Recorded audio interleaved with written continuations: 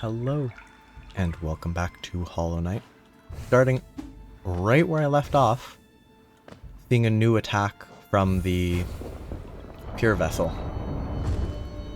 And now I know that I think I should go outside of the circle.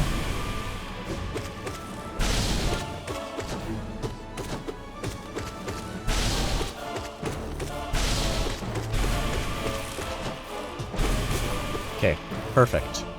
I almost got lasered, that would've been bad. That was perfect.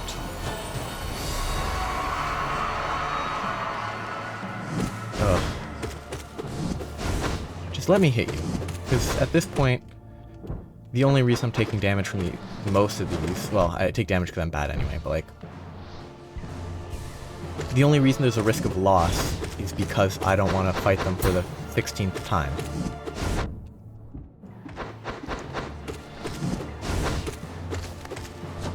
I didn't dash quite right. Oh, and perfect. Summons two at once, so I can't heal.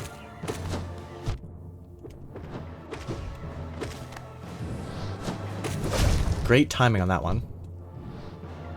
I got lucky at least here.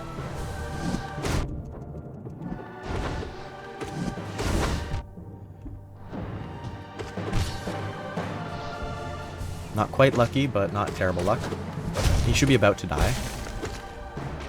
I was on point on that. I'm not actually counting hits, it's just approximate durations. I can continue with my abandoned discussion of trying to talk about my least favorite and favorite boss fights. I think the last thing I talked briefly about was the Radiance, where it's mostly just an event fight, is what it really feels like. Though I think that's partially because of how quickly it went by in this playthrough.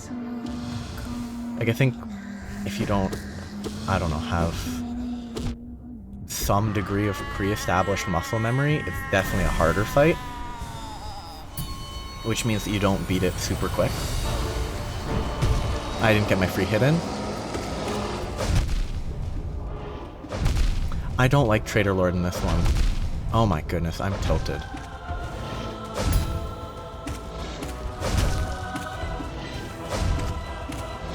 I just need to play this properly.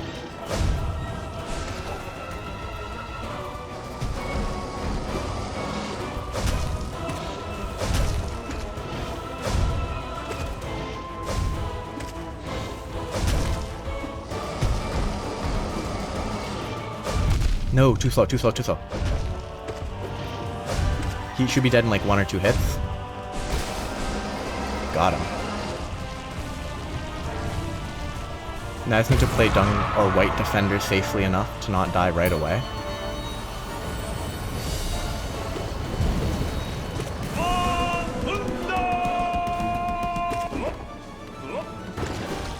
I don't like White Defender. I've repeated it a dozen times, but White Defender and Dung Defender are not my favorite fights. I hate this. Oh, bad luck.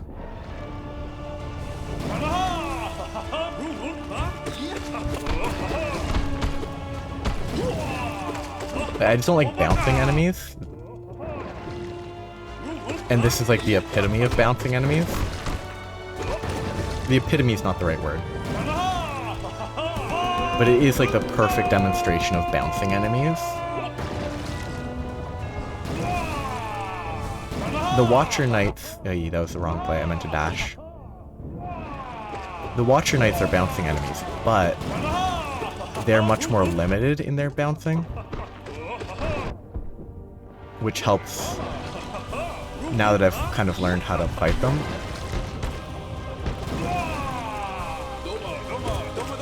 They're a lot less difficult,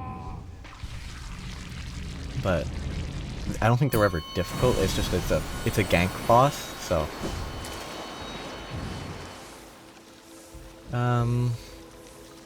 trying to think of bosses because the Collector, I don't love it as a boss. It's again though, kind of like the Radiance. It's kind of a boss that's mostly an event sort of boss where it's mostly about the aesthetic, I think. Which it does a good job of playing into the aesthetic, which is great. The Brooding Moloch, the first encounter I kind of dislike, but I think that would be because I encountered it in this playthrough without dashing, and like a dash makes it a lot less annoying. If all you can do is jump and adjust, it's rough, but I don't think it's a bad boss. I just think I'm bad at that type of boss. Come on, come on. Let me do damage. Let me do damage. Damage. Nice. That was good damage.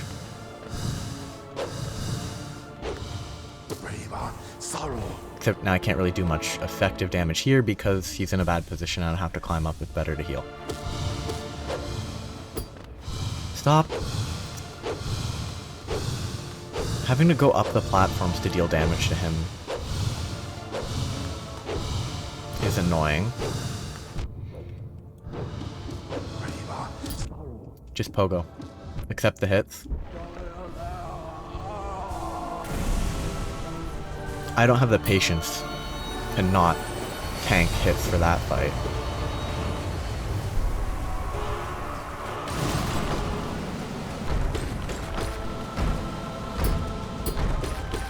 Bosses, I think Umu's not a great boss, but the original fight is a decent spectacle with like Quirrell lending a hand and all that. Like that's positive for the Umu fight, but it is a tremendously forgettable boss outside of the fact that you fight with Quirrell.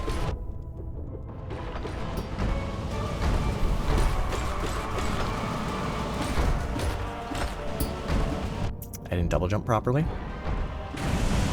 That was bad, I should double jumped. Though that was partially influenced by the, like, frames in which you can't input, or where everything's shaking so it feels like you can't do as much.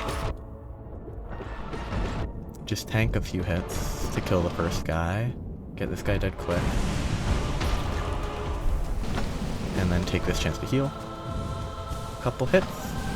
That 2 is too many.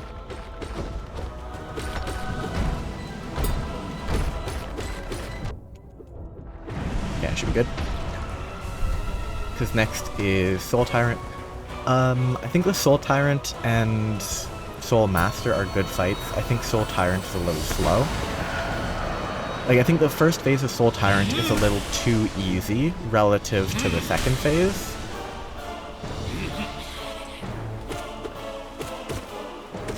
Like, the aesthetic of it isn't HP sponge, but that's what the boss ends up feeling like. Like, it just feels like a really long fight because you can't attack him very regularly. That was just bad. And since you can't regularly attack him, it just feels like it has a lot more HP than it does. Because any chance you have to attack, it's like a single attack, maybe 2 or 3 if you're lucky. That was a bad deal. I could have dodged it if I hadn't taken my hand off my controller.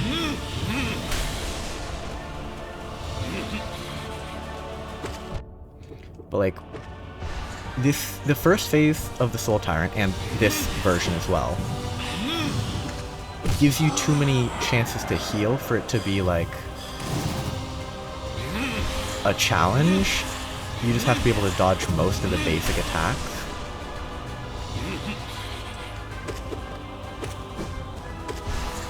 And it's not that difficult for this boss, as long as you yourself don't make like obvious mistakes too often, and even then you get so many chances to heal.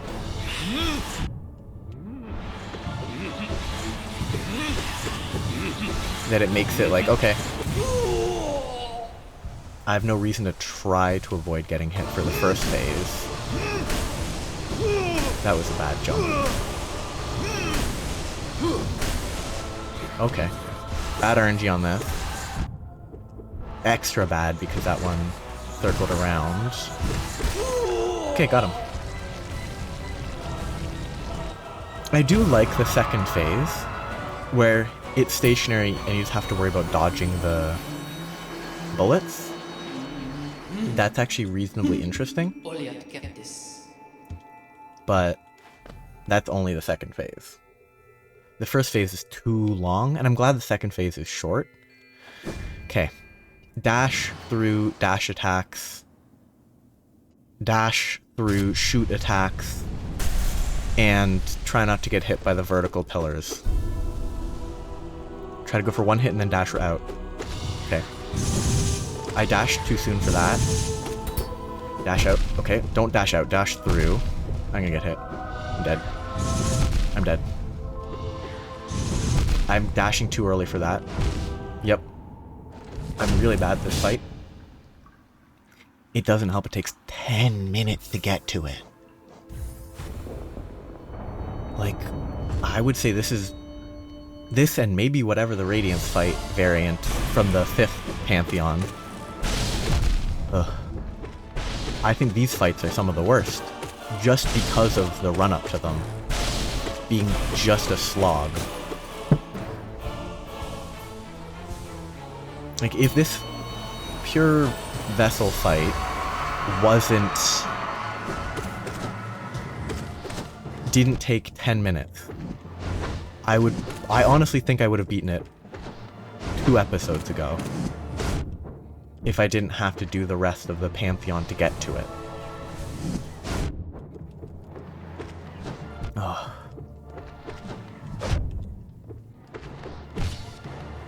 But because of how long it takes just to get to, it just is sapping my will to live.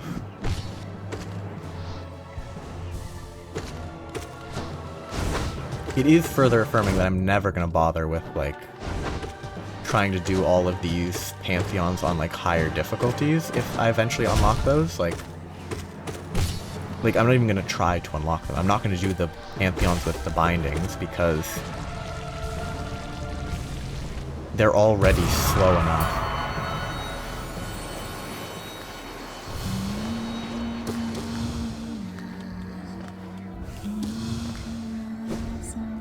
Oh god, this fight. Oh,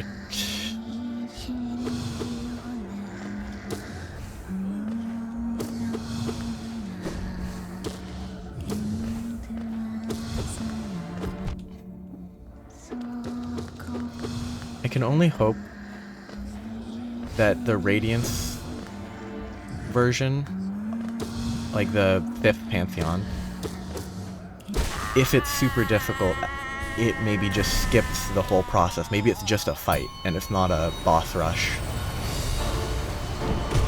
2 hits, nice.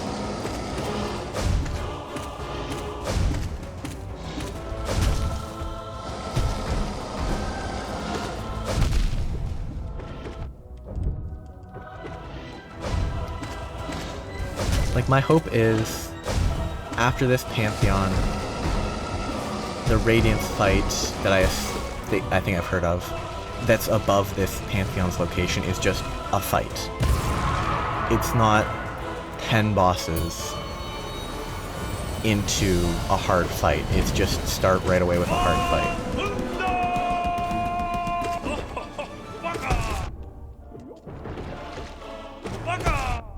Come on.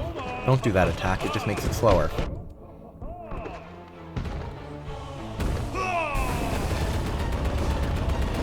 No, wrong button.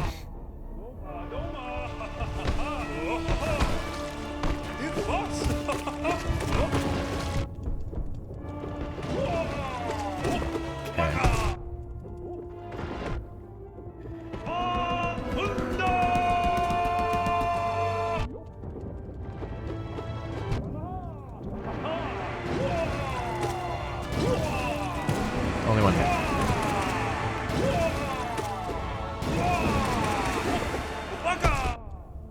I am actually just face tanking this because I don't need to be fully healed after this, because I can just walk into the warm water. I think that's how I'll play it every time. Just go full damage, use the spells.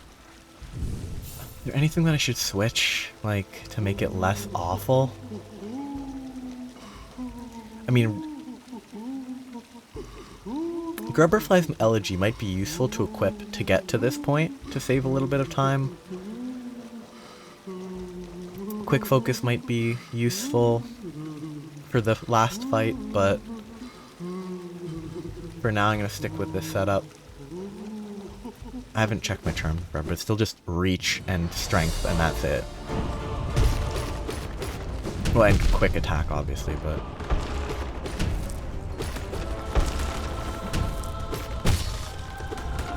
One heal.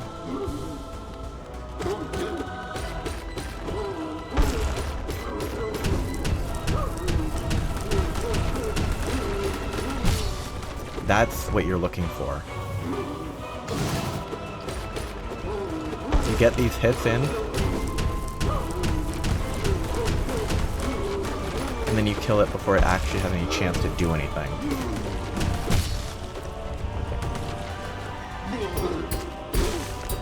And then it's super quick.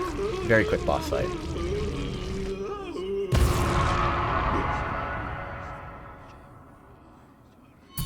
And then it moves on. I don't like this boss.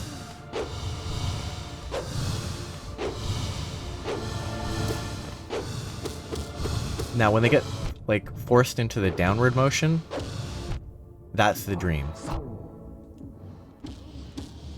Or forcing them to be stuck against the floor. That's the dream too, but that was quick. A lot of damage taken, but worth it.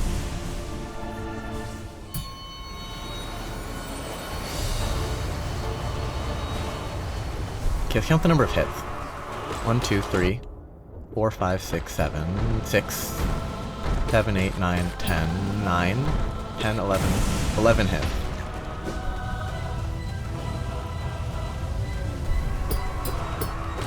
3, 4, 5, 6, 7, 5, 6, 7, 8, 9, 10, 11.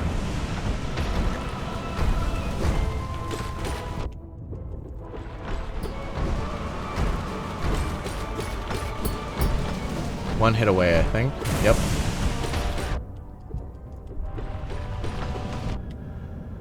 Get a healing.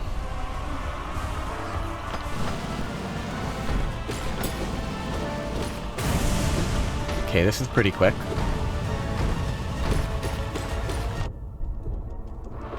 He should be dead in like 2 hits.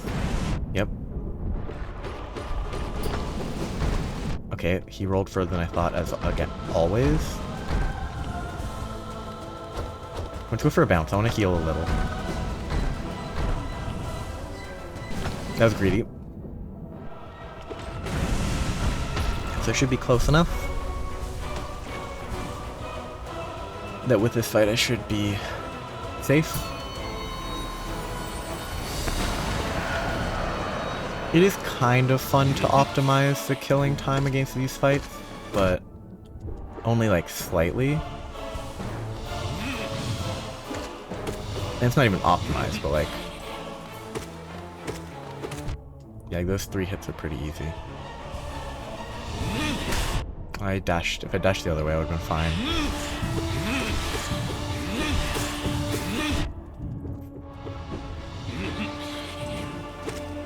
Let's take the heal. I think that's the one place I can get hit, so I need to move.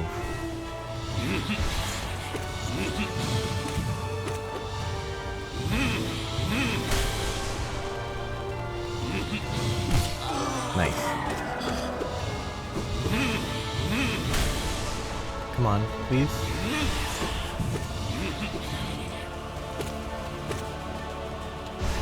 Right, he's not there, so there's no point in trying to cast that. I won't deny that the last, like,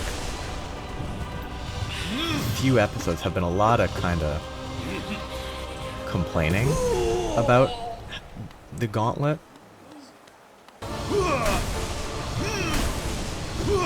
Like, I respect the fight individually in the Pantheon.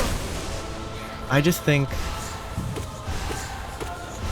doing a long line of bosses only to then have to learn a new boss entirely at the end is rough. Like, especially when all the other bosses before it are easy. I mean, if the bosses before it were hard, it would be even worse. But it very quickly becomes everything before it is just a chore. And then the fight itself lasts 20 seconds, then bad. One hit and then back off.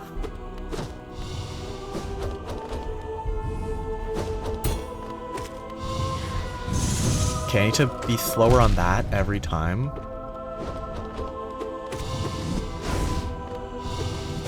I'm really bad at that one. I'm really, really bad at that one.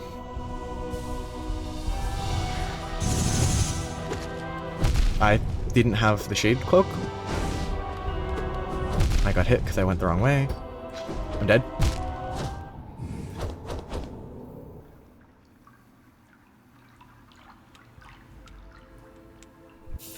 Just back at it.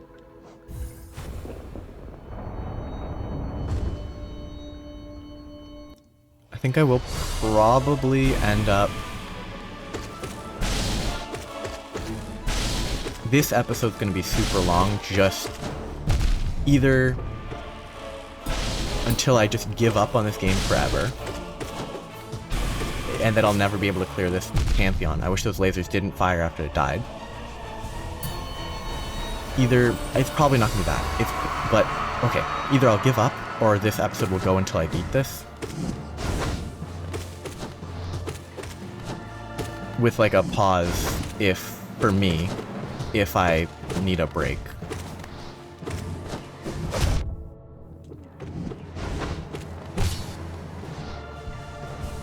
Lovely.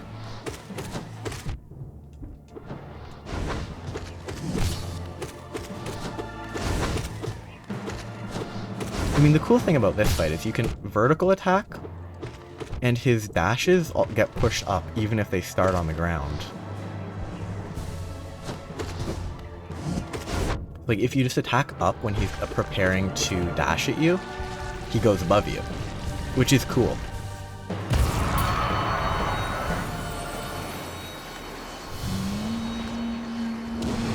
And it only hits once because it instant teleports out after it gets hit. Lovely.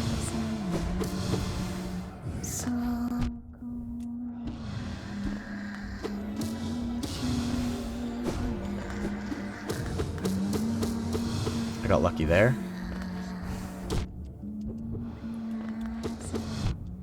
Time to heal so I'm not low after this.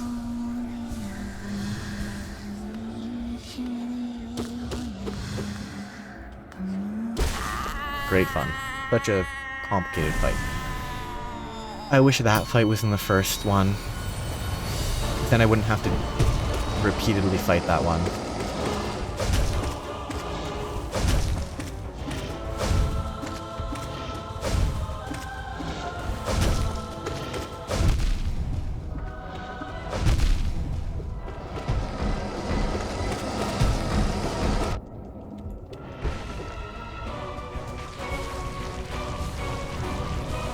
I think if Pure Vessel didn't do 2 damage, it would be a lot. I mean, obviously it'd be easier, but considering the slog to get to it, I wish it didn't deal too massive damage.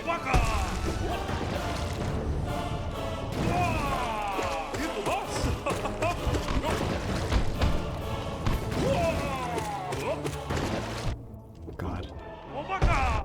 Wow. Just heal a bit.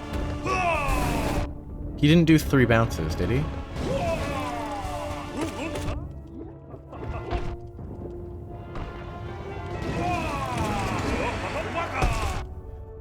Just face tank it.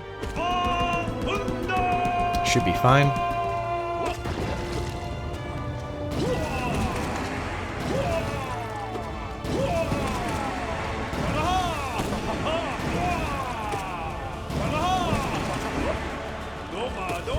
Does the scream break the dung balls?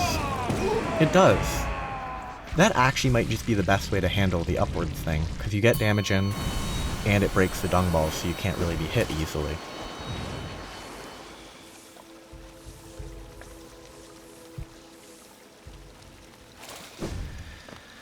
So the only advantage of all this is I'm learning these fights for an inevitable replay.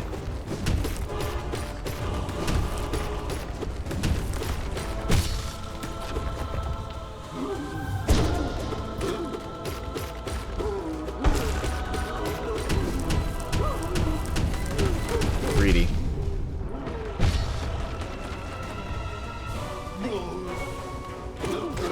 1, 2, 3. Get a vertical, then get the horizontals. Bad luck on that boulder that was right beside him.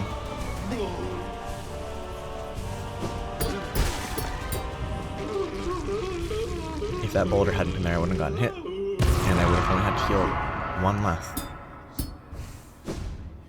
Oh, it's been a lot of complaining.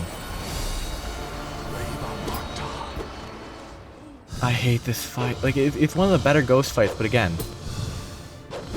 it would be so much less annoying if they didn't bounce away from every time they get hit.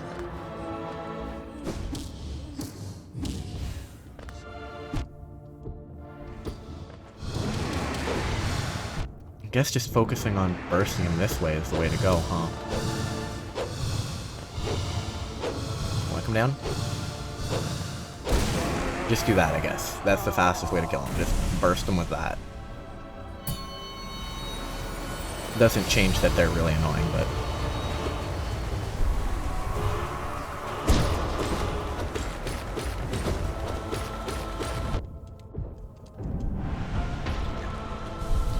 That nail art only counted for like 2 or 3 normal hits. That's not even that much more. Which admittedly, put in other terms, double damage is a lot, but...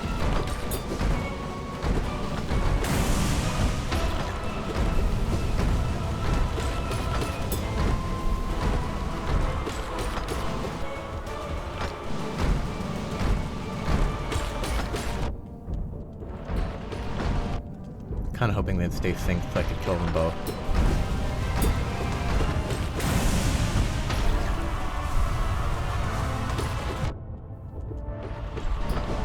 I dashed too soon.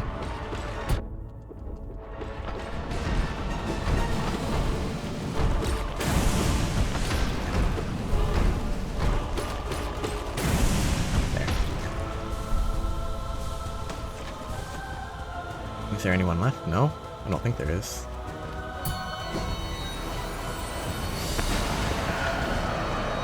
I do like that the Traitor Lord is at least early. So like, while I've died to him once, the Traitor Lord being early really helps with not having to risk restarting 90% of the way through.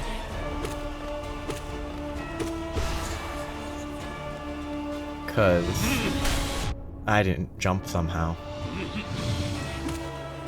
Because like the Traitor Lord, he's not crazy difficult, but he's one of the harder fights because he does double damage.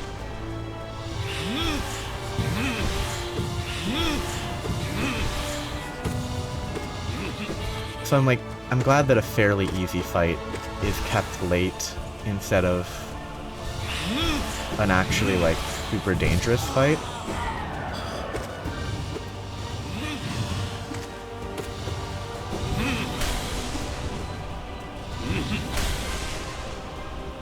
I wish it was a faster fight, but you can only hope for so much.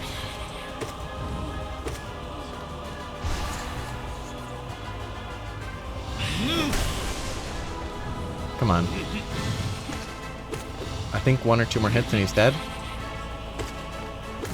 Hey, I actually have the approximate timing down internally without counting.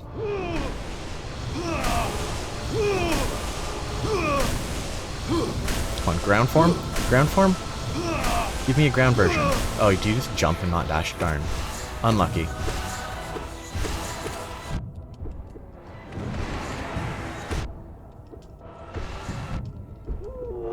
Unlucky.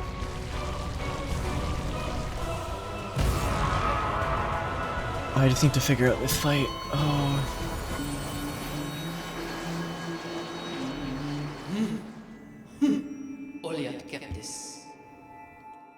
I still read this every time. Okay, I'm gonna take a second. Literally 10 seconds. Just sit here.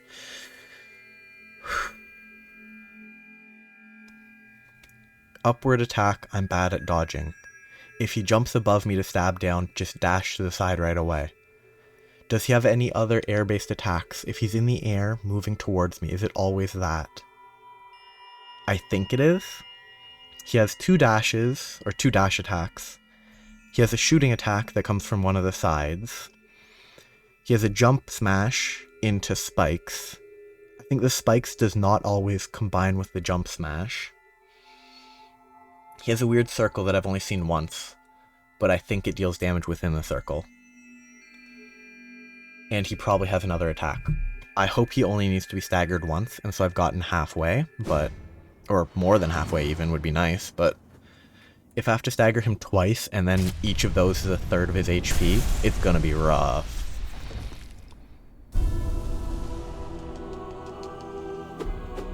Nope. And never go for that attack. And I also need to remember... oh, that was lucky. I need to delay that roll, that dash. I dash too soon every time. I dash too soon every time on the shooting attack. I need to... well, the reason I jump and then dash is because that's how I react to his charge, and to me it seems to work better than dashing on the ground, because you're moving more, you move differently, and like it dashing, like moving dash versus that, like it feels easier to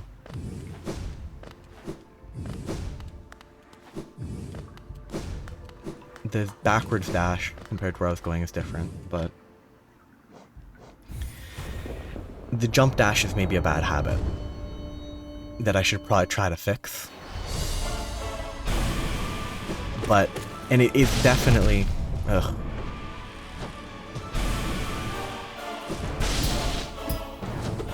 But that jump dash is actively harming me.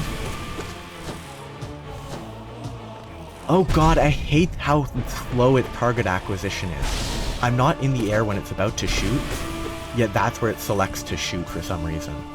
It's super weird. One's heart down is not ideal.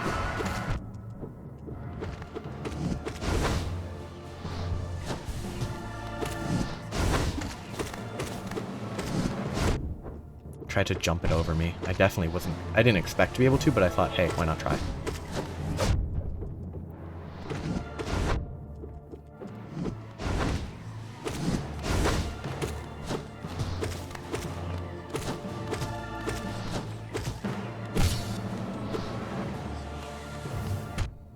Okay, that still hit me, despite... I thought I triggered the attack fast enough, but...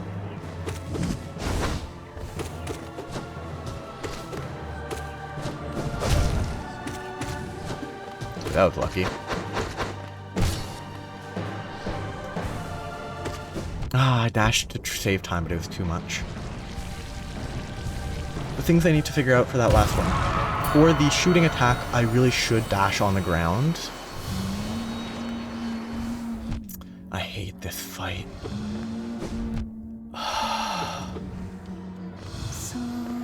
But yeah,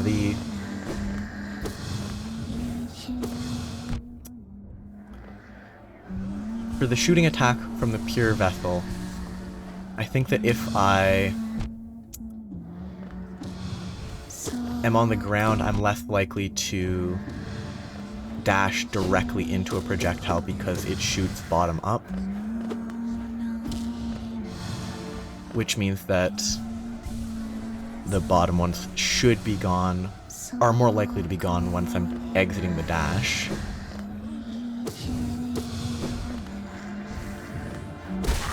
God, I hate this fight. So I need to try to break my habit of always jumping before I dash to go through stuff. 2 free hits.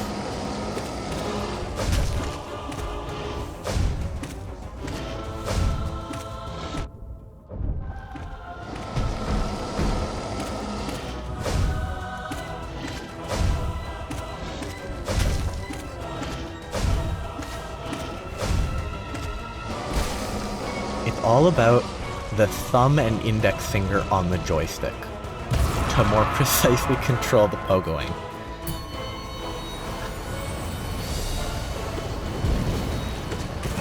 Two hits, I think. That's nice. Ugh.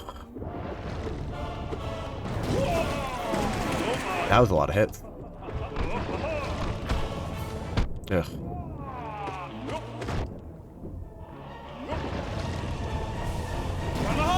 I'm gonna get hit, yep.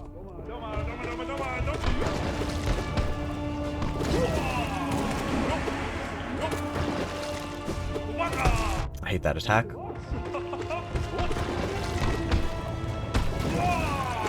I'm really glad I didn't decide to fight the Dung Defender 4 more times, or the White Defender 4 more times in the actual, like, dream fight. Because then I would have fought this guy too many times.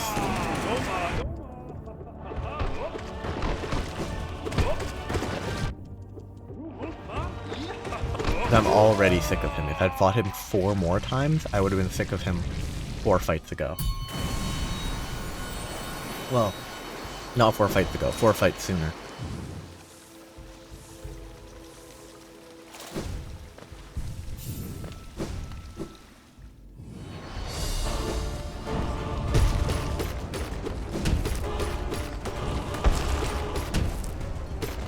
Come on, give me the better phase so I don't have to waste time.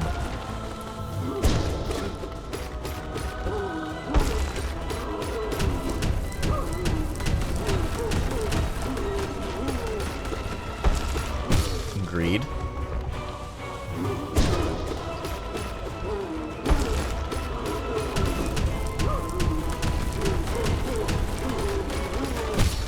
There. Wonderful. That's a perfect fight. I don't think I could kill it any faster if I tried. I bet certain, like, charm setups could kill it faster, but... Did you see how much that shook him around? Like, that really highlights the extent to which these guys get knocked back. Okay, I need to get above. Pogo, pogo, pogo. This should be a pretty good run. Yep. He didn't even get his second shield out because I just spammed spells. That's the way to do it. Okay.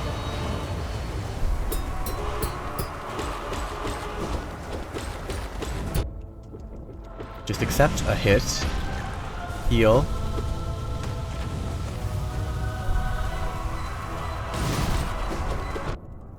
Don't accept a hit there, just get hit anyway.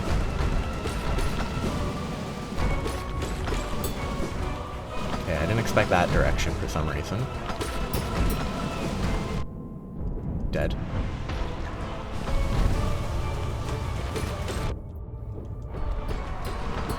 Unfortunate spawn location. Though I do think it is actually always the same spawn locations, but I can't heal. Couldn't dash through.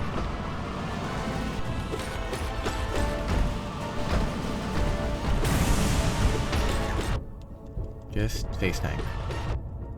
Kill this guy. Darn. I'm at way too low of an HP for this fight. That last heal was kind of bad, but... I didn't dash fast enough. There. Safe. I should be able to get back to full on the next fight. As long as I don't mess up too much.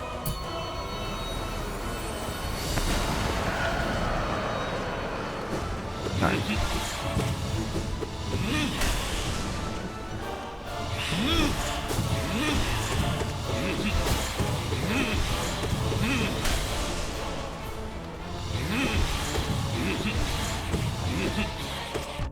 greedy. I need to heal more than this, though.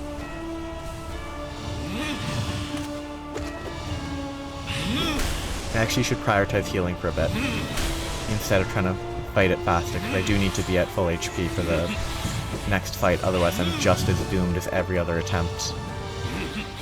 Okay, good. That was bad, but I can still get one more back than I lost. That was bad, I shouldn't have gotten hit.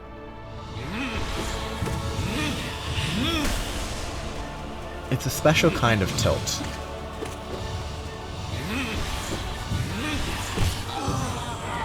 Two. Good.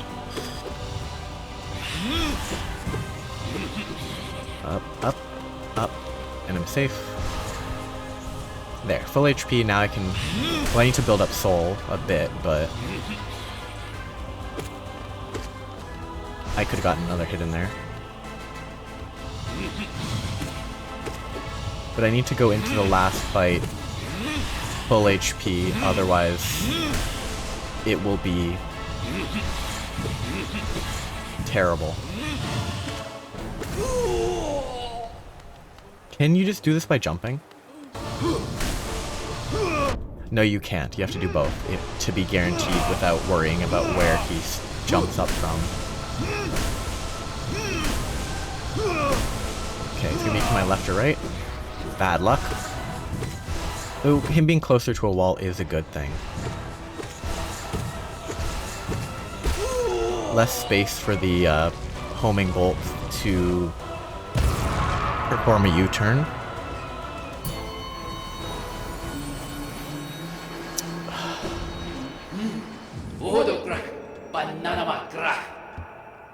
After this attempt, I'm going to take a break on my end. It'll be no time at all if I fail, but if I fail, I will take a break, but I'm going to pause the recording, and it will resume, so you won't miss a thing, obviously.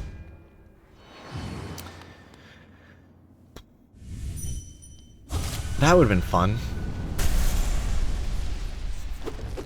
Don't go for a hit there, because he often just starts with a parry.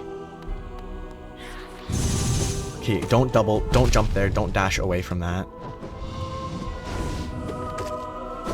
I didn't rotate my joystick fast. Rotate's not the right word, but... I think that's okay. If I don't dash as high as if I don't jump as high as possible, it's not terrible to jump and dash like that. Okay, one heal is not enough. I need two.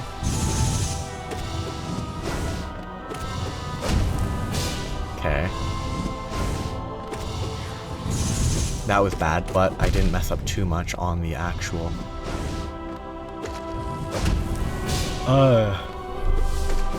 Okay, so that is always... Okay, I see what that is now. No, if I dashed, I wouldn't have died. I would have died afterwards probably anyway, but... I jumped too high. Okay.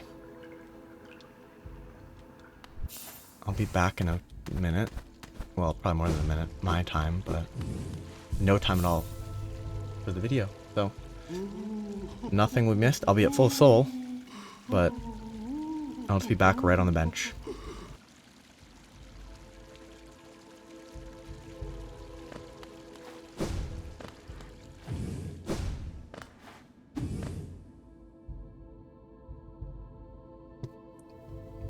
I didn't unmute, but because I paused it, I could cut it out, but it's gonna be funnier. This pantheon here is every pantheon combined, plus a harder version of the Radiance. So I've basically, this episode, I'm going to continue until I finish this pantheon, because that's the last one to get 212%. This one here, I might spend a 45 minutes to an hour of an episode doing, but no more than that. I'm not going to force myself to beat it in one episode, or at all. I might just, someday, I might finish it. Why was that where it was aiming? Like, It has the slowest target selection ever. But yeah, that Pantheon, I say I might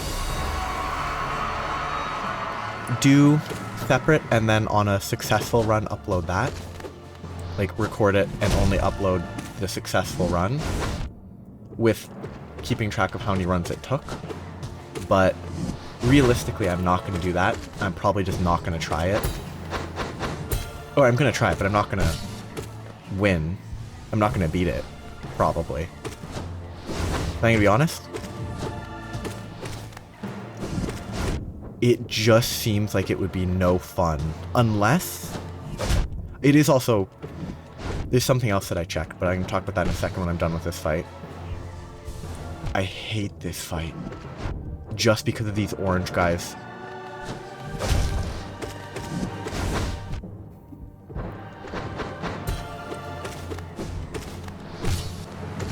But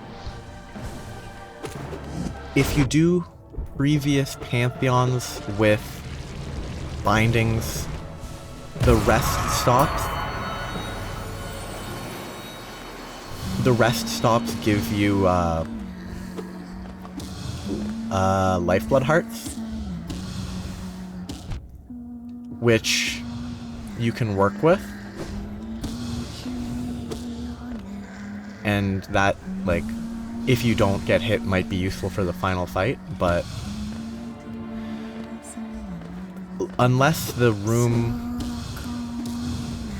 that the God Speaker is in counts as a restroom, I would lose the lifeblood hearts before I get to the final boss anyway. Because I play too aggressively. That was bad.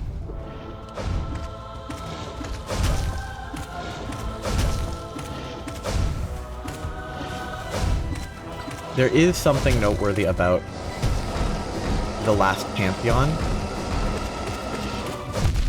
It does have different enemy variants. Like, there's a variant of the Mantis Lords, and it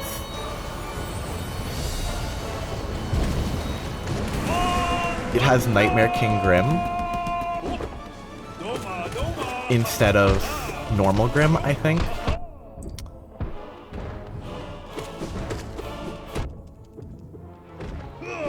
Yeah, like, I forgot. So it's harder on top of being 44 bosses in a row that you have to repeat every time you fail on the final boss.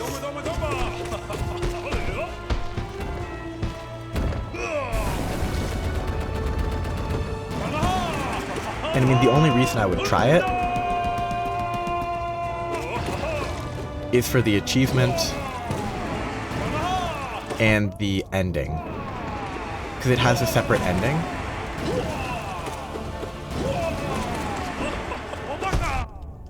That really, I don't care that much about, but it would be cool to see. And actually achieve.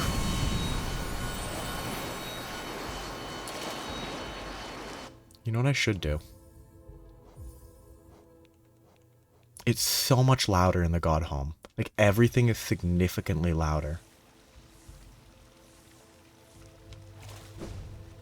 But yeah. Apparently somewhere in here you get lifeblood hearts if you beat bindings of earlier Pantheons, or at least for the last Pantheon.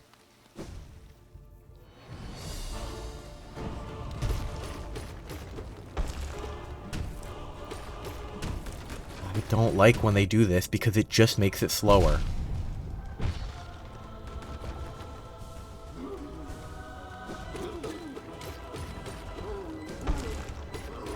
I didn't do that well.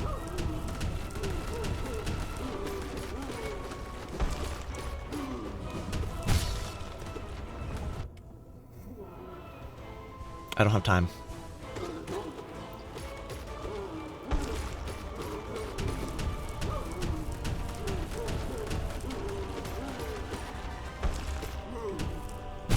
Okay. That's acceptable. still have this slow fight to do, but yeah, I've basically said I'm not going to try for an extended period of time to do the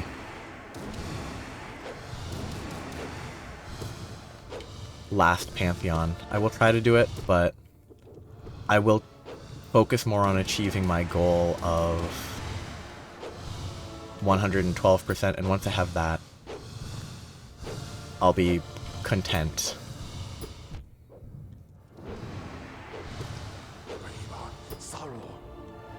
Greedy. And I'm not able to heal. That's not ideal, but it's fine because the next enemy I can heal on.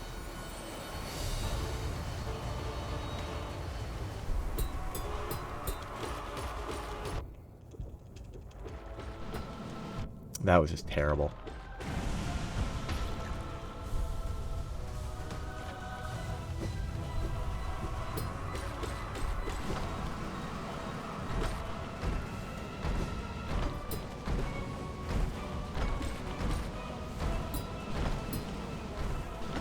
Okay, I missed the pogo.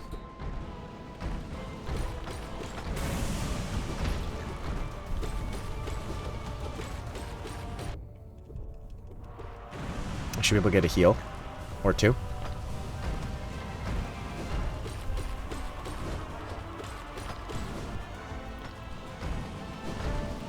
Didn't expect that. Ooh, that was weird. It spun up, and in the process of doing that, it hit the wall, despite there being no wall for it to hit. Because I assume it was too close to the wall that did exist, so its hitbox sort of intersected. Just face tank. Get to full HP. I hope that last heal went off. Good.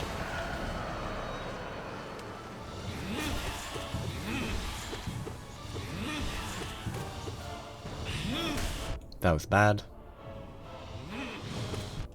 I wanted greed for the damage. Don't know why I did that.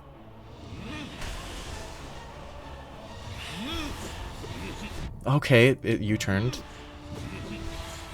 I hate this fight. It's not hard, it's kind of cool, it's easy, but it's just annoying.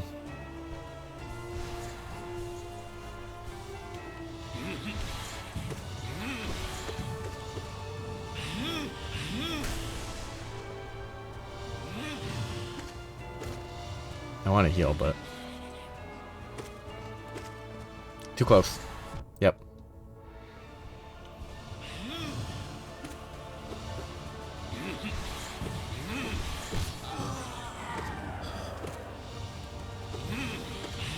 That was a weird hit to get.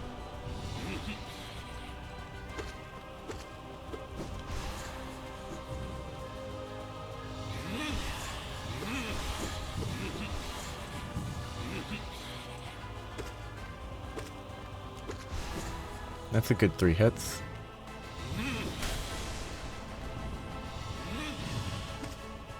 Yep. Over. Yes, it was about an hour break. Which, like, it made me forget about that phase, but...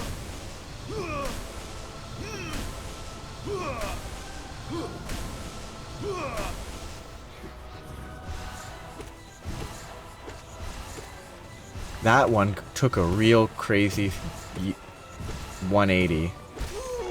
Like a very unfortunate for me 180 somehow within that space.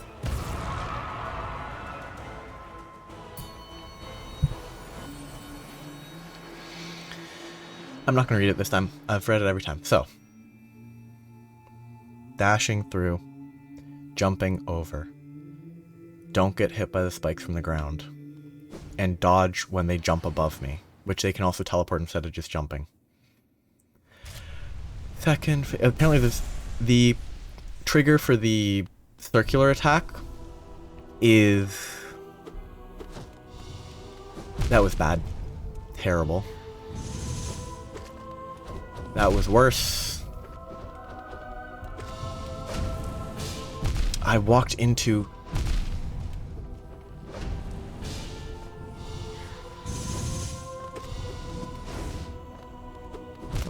I dash away, it's never the right choice.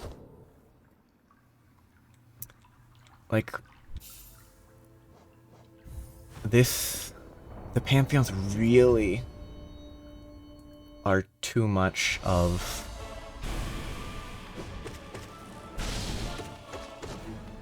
like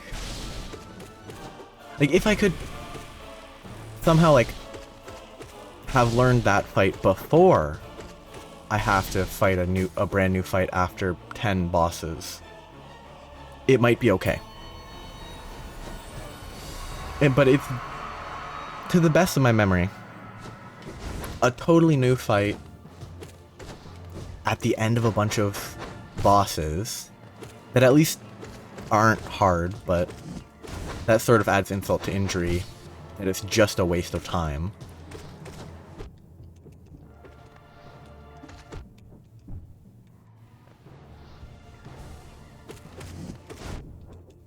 Okay, I should be able to face tank this.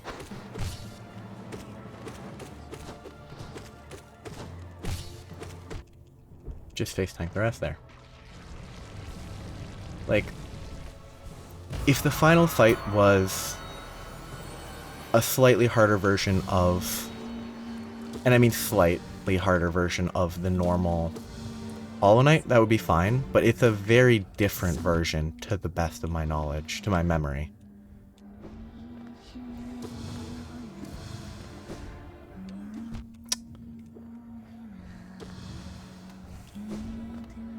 And, or like even just a different arena setup would be like, okay, same as normal Hollow Knight fight, but a harder arena to fight them on. That would be fine.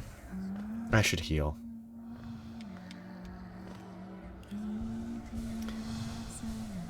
But it's like, okay, you have to do this 10-minute run to get, what, I guess, five hits and you're dead, and you can barely heal.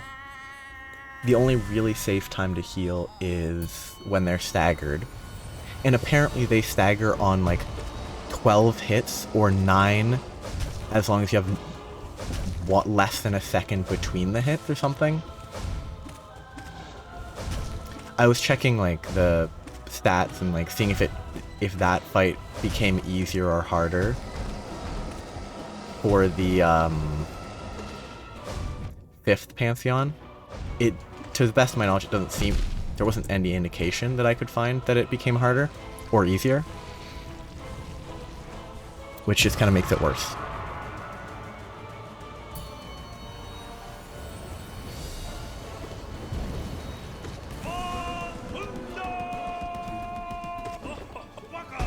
I hate that attack.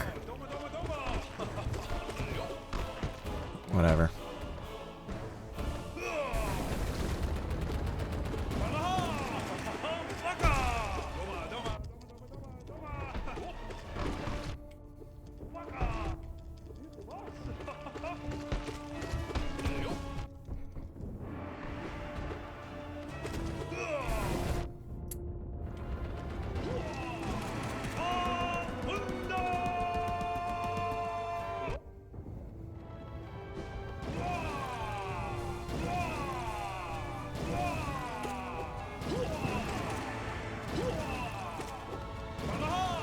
I didn't have enough soul to do the upwards attack.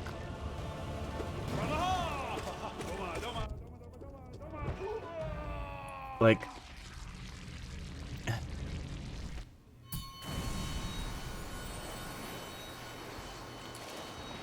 I sort of wish, it's impossible for it to be this because people learn different fights better than others and all that.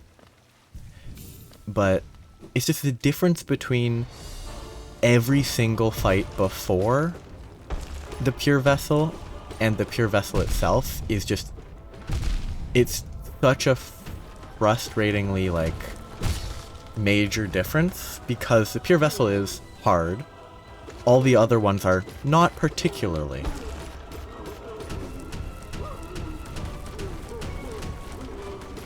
Yep, because I hit him, it bounced me back, and because it bounced me back, I got hit by a boulder. Oh wait, I forgot that that was not the last one.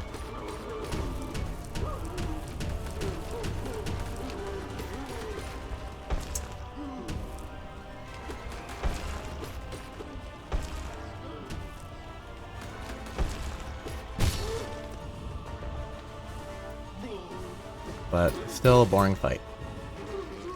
Because, like, this fight being here, I would hate it if it was a bunch of hard fights followed by a super hard fight, but learning all the fights before as you go would feel a little better, and it wouldn't just be...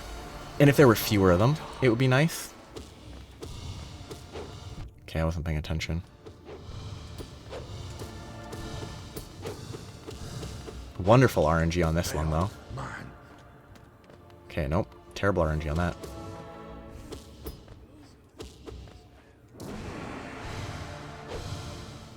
Just come down here.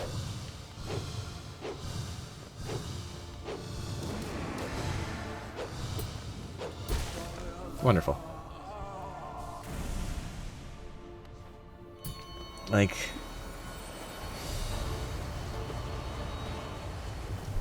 I think half as many fights that were a little bit harder might be kind of nice. But it's so many fights that aren't particularly difficult, but aren't 100% trivial.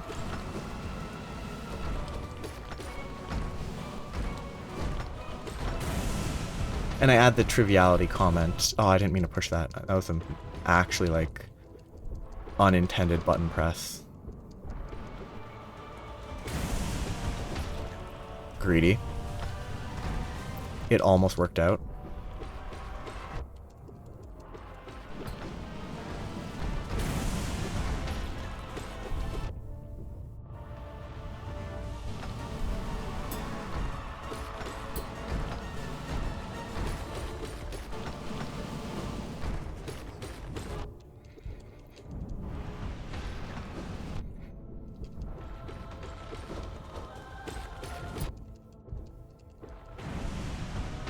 Like,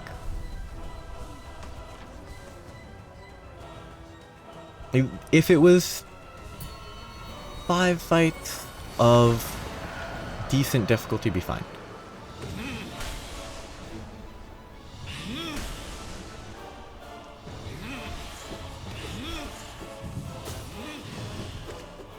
Actually, it's sort of like the final combat of the arena Coliseum. Like, it's not all difficult, it's one part is difficult, and everything else just takes time.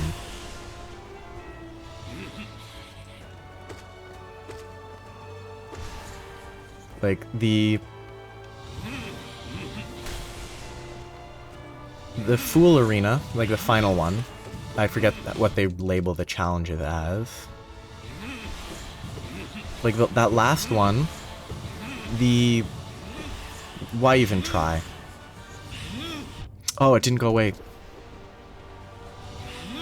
Like, the last part of the Coliseum is... There's one part that's hard and the rest of it's not trivial, but it's pretty easy. And then you have that one vertical part with the spikes where you can't heal. And that is the only really hard part. Now, I could be approaching it fundamentally wrong. Maybe the Pure Vessel is a super easy fight with this if I have a specific spellcasting strat. I don't know. But as it stands, it's just like a classic spike where everything else is no problem. I could do this half asleep.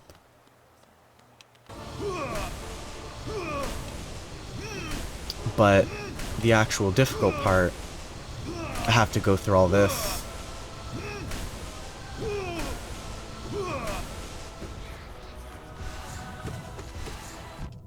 Just face tank it a bit.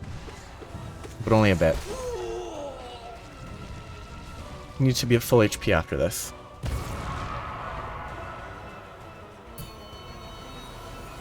Okay. I just need to take the fight slowly. Only attack when there's a safe opening. Wait till I know it's a safe opening. Don't greed for attacks. He dashes through me, attack him. That's the only time I should be attacking. Dash through him, attack back, stop. Or if I have to dodge the spikes by going above him, pogo on him, but that's a movement-based thing that the central focus is not the damage. Don't go for the initial greed, because he might just parry instantly and then I get hit without dashing through him. I could have pogoed, but that, like, I shouldn't be getting hit like this.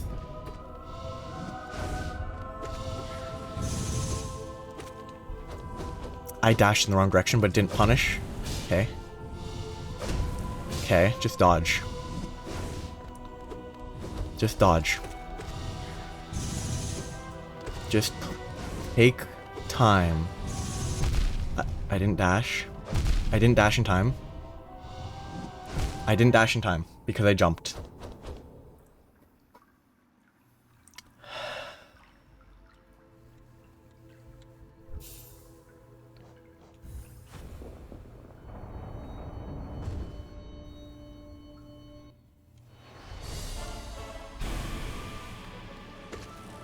This is my least favorite meaningless fight because it's I think genuinely it's not a good fight.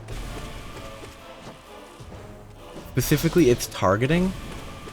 It like targets where you were like 5 seconds ago sometimes. It's just not a fun targeting system.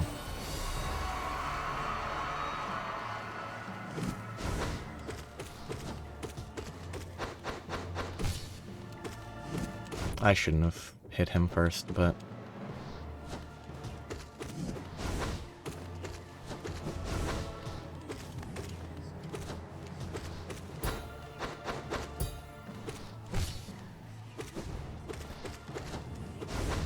wrong direction, because it didn't accept my input fast enough.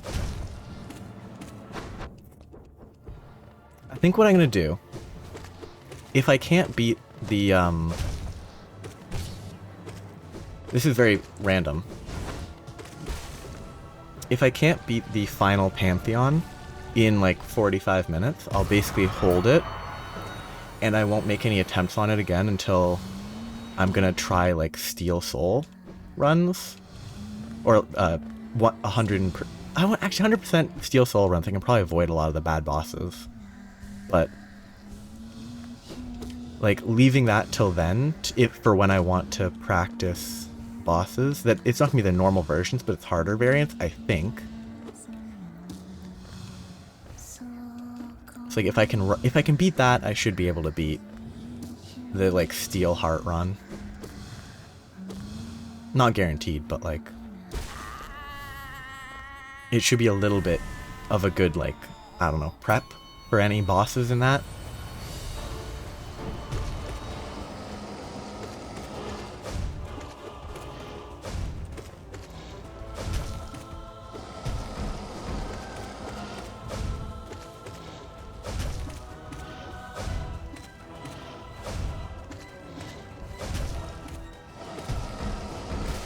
That was super clean. I also got kind of lucky, but it was very clean.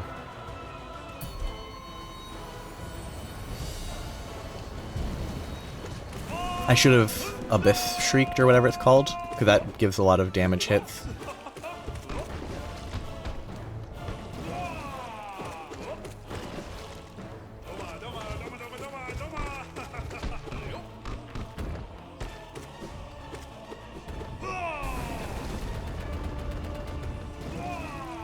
Ah, I shouldn't have swung there.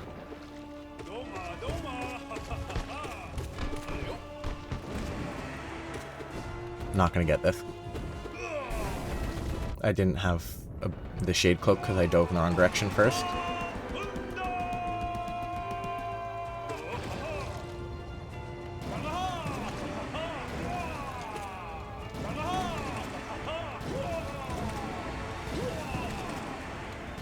I'm out of soul.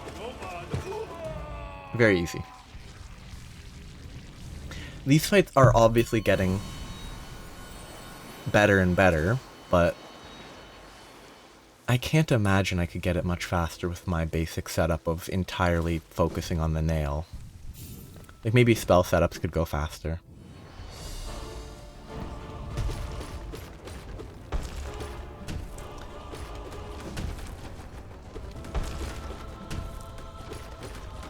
Ugh.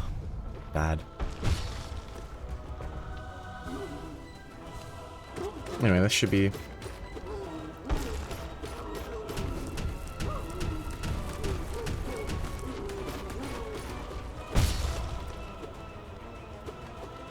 smooth enough for the rest. Hey, okay, you can physical contact on when he stands up. Yeah. I'd rather save time, though.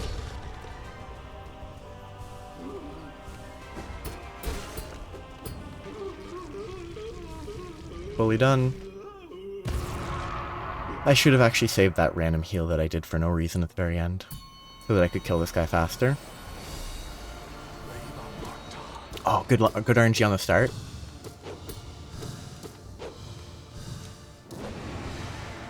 Basically, the ideal...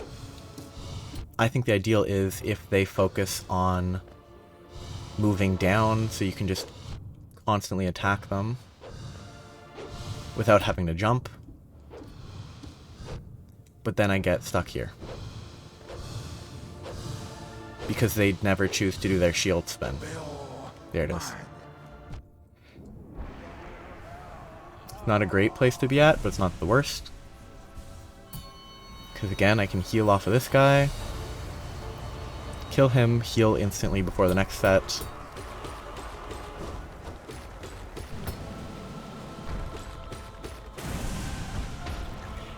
Like, things that I could probably change, it might be worth swapping the long nail for Spell Twister if that costs only 2. But I actually don't know how much it costs because I don't emphasize spell use in this game.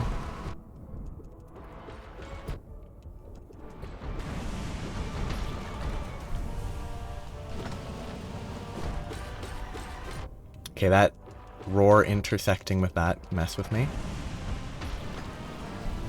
1 heal. 2 heals. Oh, that's good RNG. Good location for him to be in.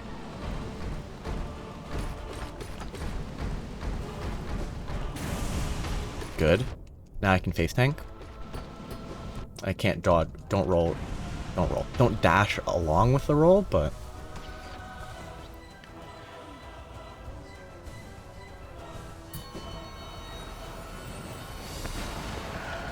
honestly, I don't like Soul Tyrant. I think it's actually at the point where I think if Soul Tyrant, just remove Soul Tyrant and it's a short, it would make it less frustrating by a huge degree. Because as I've definitely talked about for too long, he just takes so long to fight, despite not really having that much health.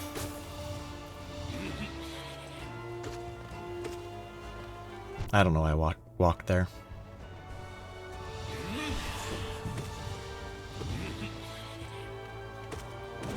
Oh yeah, it gets interrupted if you get hit.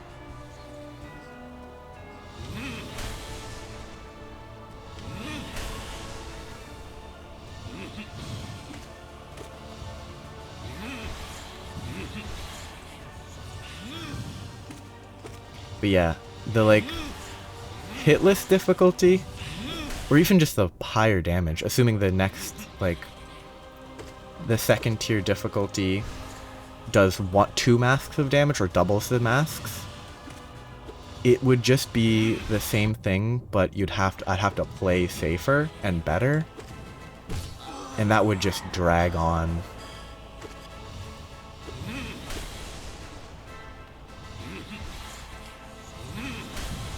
Like, there's definitely fights in this game that I play that I am not good enough at to clear with no hits, or clear if they did double damage.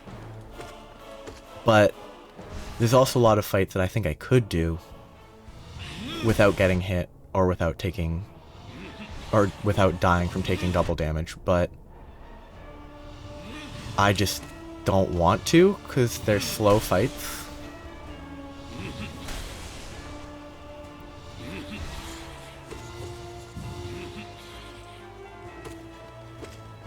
Like this fight here, I am fairly confident I could no-hit Soul Tyrant. It would just take so much longer. Well, actually, I'm not 100% certain I could no-hit the diving phase without a little bit of luck consistently. And this part, okay, jumping into the contact damage I could avoid. That part I could definitely mess up easily and not get through it with no hits. But even if I did, it would take twice as long because I wouldn't be able to be as aggressive. Which is basically my way of saying I have no interest in doing the harder pantheons, honestly. I just need to take it slow. When I'm not stressing and just focusing, okay, he's doing this, he's doing that. When I focus, it goes okay until I mess up and then it falls apart instantly, but wrong.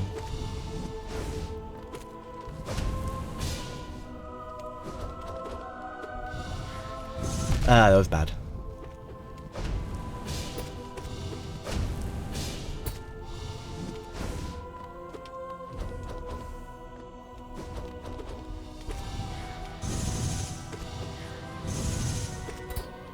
Yeah, I have to dash through that. I can't dash in that direction. If I get parried, I need to dash through, not away. I can get 2 if I'm lucky. Not lucky. And I reacted poorly.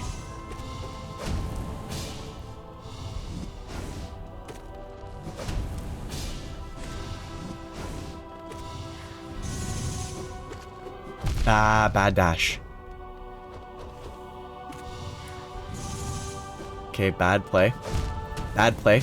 I didn't have Shade Cloak, so I got hit. He was parrying mid-pillar. That's rough.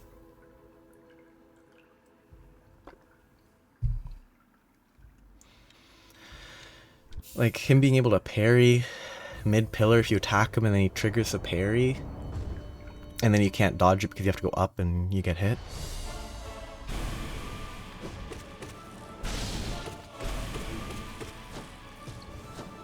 I hate Enraged Guardian.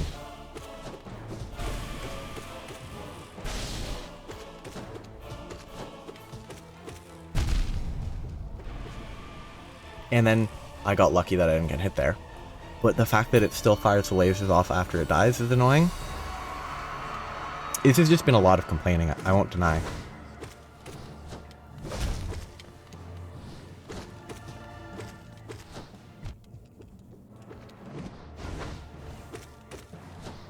Ugh.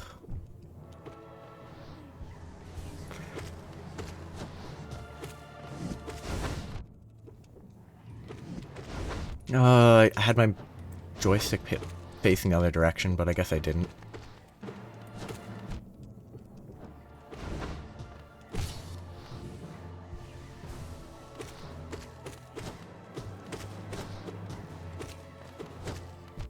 Why does he keep jumping in place?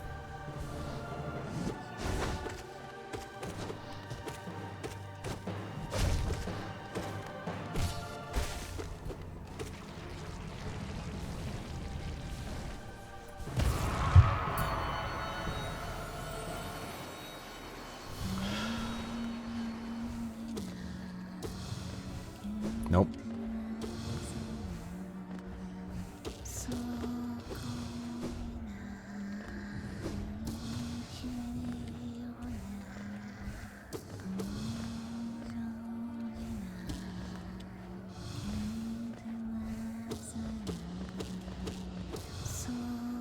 I kind of wish No Name was not the one here. I kind of wish the vertical attacker was the one. Ubo? The last one that I found just before I started God Home. I think that's who I would prefer to be in this pantheon, because it's at least kind of... I think the reason it isn't is because you can fight it way sooner than I did.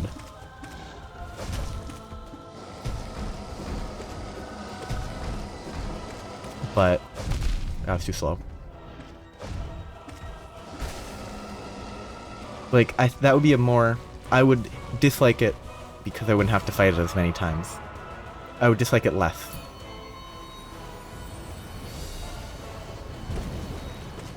Three hit. Again, I should have... Okay, I hate that attack.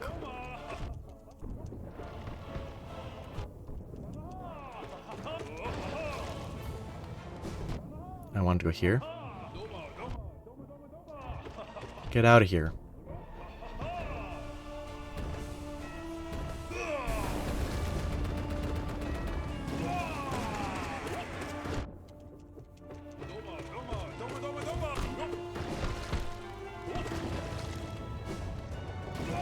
Oh, I'm unlucky.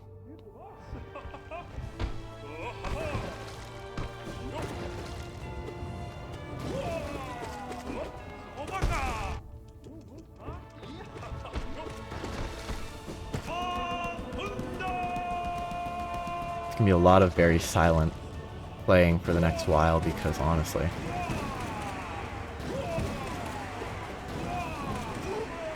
Wow, fun.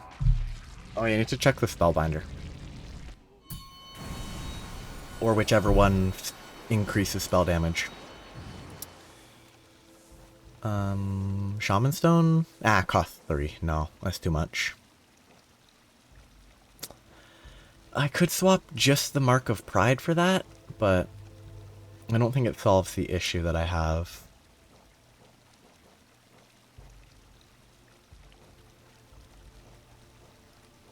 I could take Grimchild instead.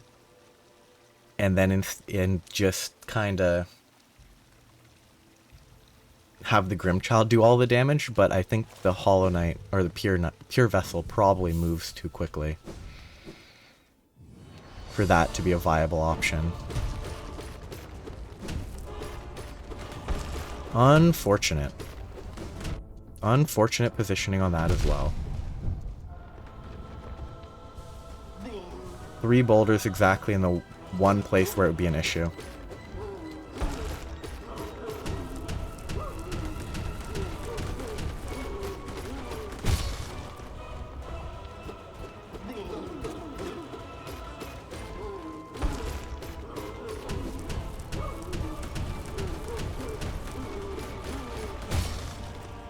Just need these fights to be as quick as possible. That was, I think, very quick.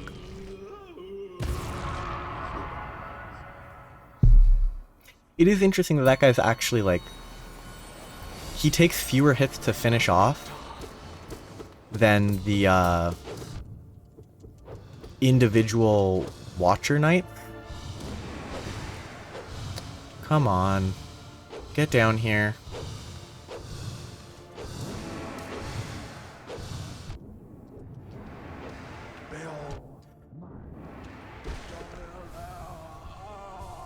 Like, the individual Watcher Knights take... Or no, each phase of the failed Knight is fewer hits than one of the Watcher Knights. And there's 5 Watcher Knights? I'm just being lazy.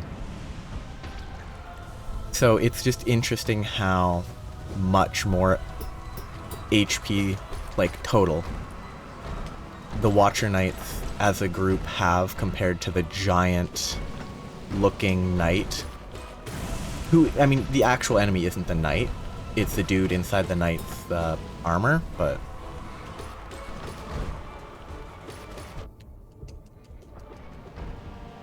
whereas these things are actually like puff beetles or whatever that are being reanimated by fart birds, but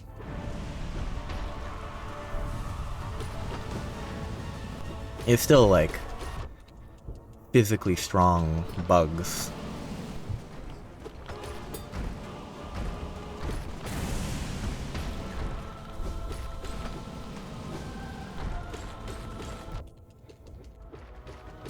Button mash. Like, this fight would be really annoying if they dealt... if I died in one hit.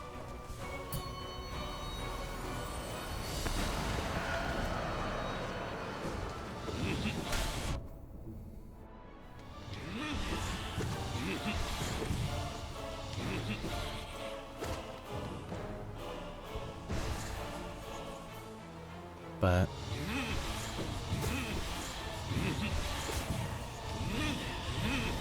okay, dodge that.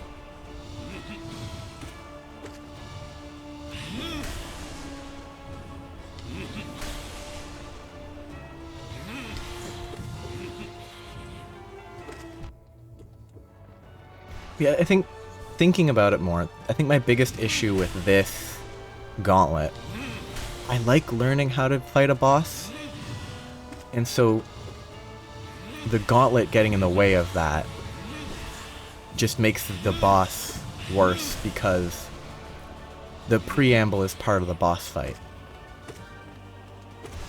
This is actually like, Dark Souls 3 has the Nameless King. It is a two-phase fight. It's not a hard first phase, but it's a... sometimes in the one time I've fought it, I could, like, kill it real quick. Sometimes it chose to fly around a bunch and not let me get rid of it. That then made it so I didn't really enjoy the fight, because it was just, oh, I want to get through this as fast as possible because the first phase is just annoying. So, like, an annoying first phase ruins a potentially fun main phase, second phase, whatever. Like, the first phase of that Nameless King is not hard. It's just when I was... most of the time, I would hit it, it would stagger, I'd be able to get a critical, and it would be at 10% HP and it would die in the next hit. Using, like, a strength weapon.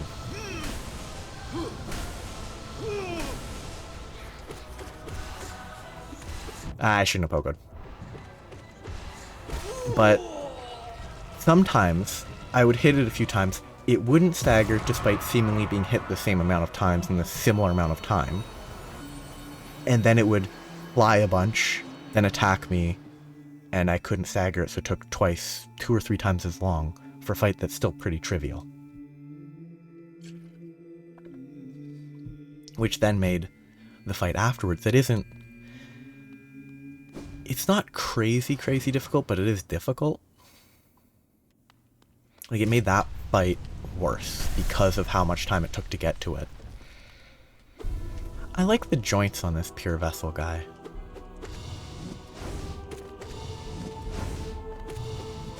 Okay, lucky. Bad. I played that terribly. Again, I dashed in the wrong direction. I didn't have the Shade Cloak. I'm dead. Okay. Time for another pause. Because I don't want to run it right away again.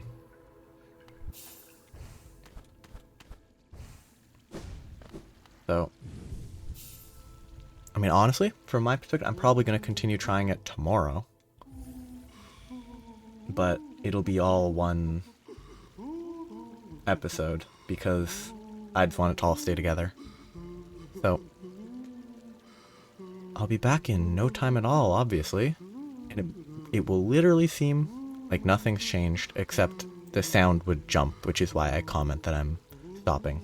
So, sound will jump, Saluber won't be in the same position, but yeah.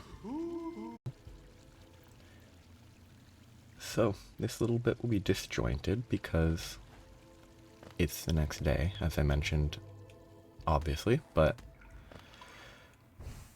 it's gonna be... I mentioned it, so it's gonna be a weird connection, but it'll continue now with here. The first bit's gonna be rough. Hopefully by the time I get to the Pure Vessel, I'll be back into it, but I'm just gonna continue going for it right away.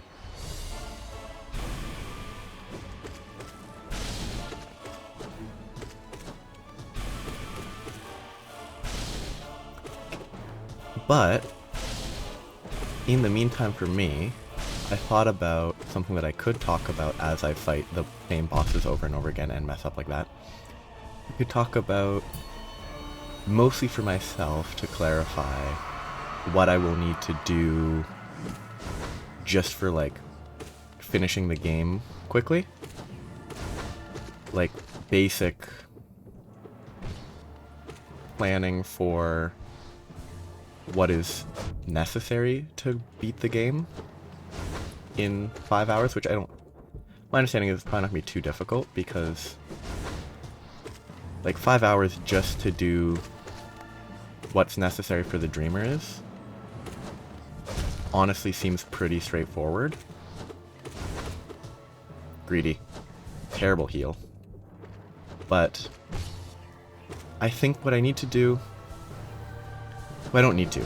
You don't need the dash, but what I think I would probably do instead of trying to figure out some other side path is get the dash, fighting Hornet in the green path. Then it's straight to the fungal whatevers. I don't actually remember the zone's name. Then after the fungal zone,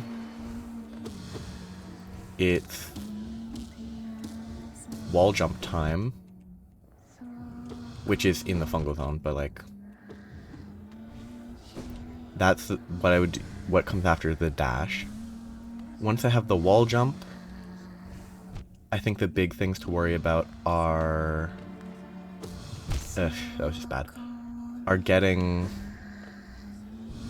It might be too expensive, but Lunafly Lantern to get the Dream Nail right away might be viable. And probably before doing Mantis Lords, grabbing the free, or basically free, first upgrade from the Nailsmith, where like you don't need to collect a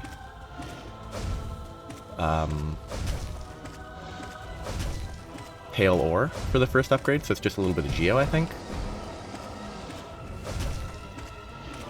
So it should be fairly safe, and it will make other fights easier to at least get one upgrade. I don't know about a second upgrade, because I don't remember where the pale ores are specifically. I know where some of them are, but they're out of the way. And then with all that, I also need to get a simple key to get into the sewers to get Isma's Tear. And with Isma's Tear and everything else, I think I can then go... I could then do all the Dreamers. Because the... bad positioning. Bad timing. Because Isma's Tear is required for the Teacher. Who might not be called the Teacher, but they're in the Teacher's Archives. I don't know if you actually have to fight Mantis Lords, but it's a fun fight, and I think 5 hours is probably enough to do Mantis Lords, and then take that through the deep nest, or through the deep whatever area, to the distant village. Getting to the distant village, getting the connection from there, get the Watcher, actually not the Watcher, it's the Beast in that area. I keep calling the Dreamers Watchers. Get the Beast there, get the Teacher, and then get the one in the City of Tears. City of Tears connection, getting to there, I'm not certain what the best way is. It might be from the resting grounds. You might be able to get... Can I check the map? I can't. Oh, I can't. Good. Because you can get to the resting grounds here. Then you can... I don't know if you can take this right away, or if you have to unlock it at the bottom. I can't remember. But if you can take this down from the resting grounds into here, then you just go from there, here, up, and you get the Watcher. With a boss fight along the way. But like, I don't think that will be too much of a worry. Ugh. Bad luck. Bad play, but also bad luck. Terrible luck. But yeah, I think that's sort of the path that I'm gonna go for eventually. Because it seems to me like that should be reliable. The only part that is definitely a little hit or miss is the Lunafly Lantern. Might be too expensive to be worth using as a method to get the Dream Nail. Like, it might just be better to go a different way to get to the Dream Nail, which I don't know what it would be, but...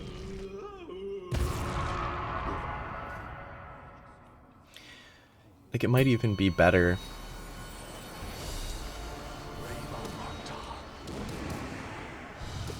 I should have not hit him because he was on his way downwards.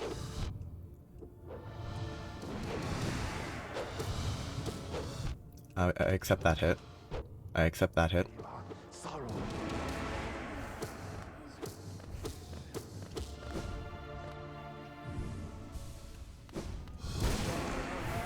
That was very clean, except I got hit, but, like, it was quick. Yeah, that... I think my route should work fine. The only issue is the Lunafly Lantern. I'm not sure how viable that would be. Because it's... 1800 Geo is a lot early. And I wouldn't be surprised if there's better things that you should use Geo on, like charms or whatever.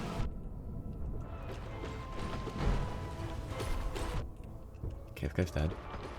Nope, not quite. One more hit.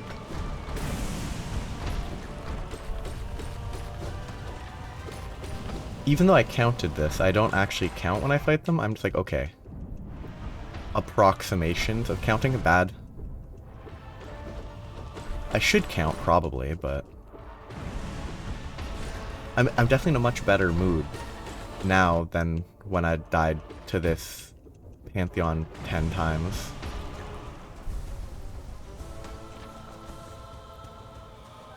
But...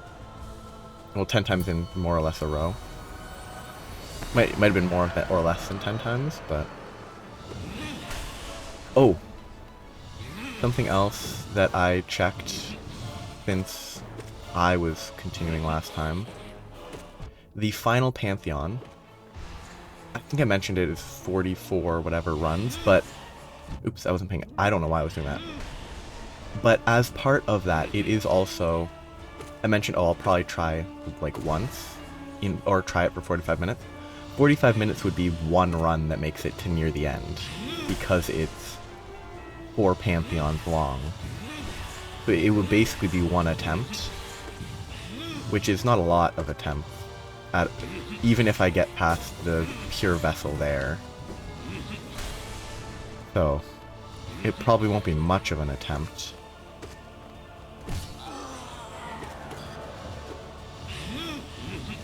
But it should be at least an attempt.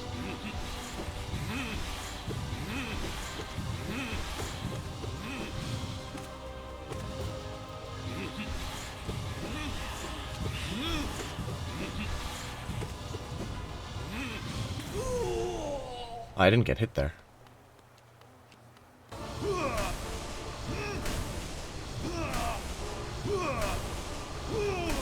Yeah, I think dodge jumping is more consistent. Hey, that was shorter than I thought it would be. Ooh, that was a bad spawn. I should probably up attack, but... yeah, that was fairly smooth. Now it's the boss, though. But I'm going to be distracted for a second. I need to get to... eventually I will need to get down here. Which either means... I don't think you can go via Blue Lake, because that's too much vertical. So maybe you can rocket across into Blue Lake and through here, I'm not sure. But getting to here can be done either via something that requires the Lunafly Lantern, and then like 200 or 300 geo, or going up here that requires the wall jump. So actually, if I get the wall jump, I can go that way. So if I get the wall jump, I don't need the Lunafly lantern, I think. So I probably don't need the Lunafly lantern, but I want the Lunafly lantern for Deep Nest, I believe. I believe some of this section here is in the dark. But if none of that's in the dark, then I don't need the Lunafly lantern. And it won't be terrible. Now it's time to suffer. For 30 seconds, and then it'll be over, and then I'll be trying the next run, but...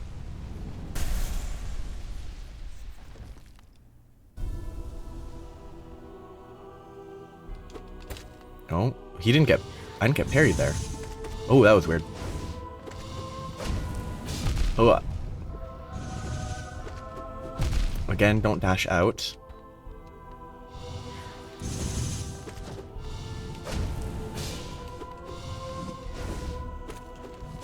Oh, I didn't have Shade Dash that got hit there.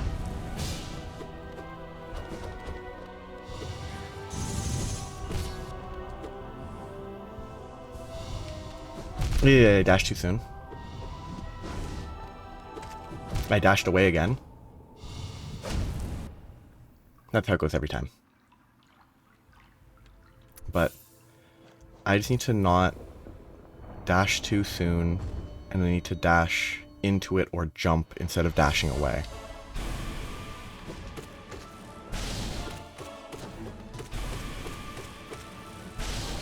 But I might not need Luna. I need to figure out if the Deep Nest sections that are mandatory are... Yeah, why does that target there? I need to figure out if the Deep Nest sections to get to the distant village benefit greatly from having light. Because while you could play it in the dark,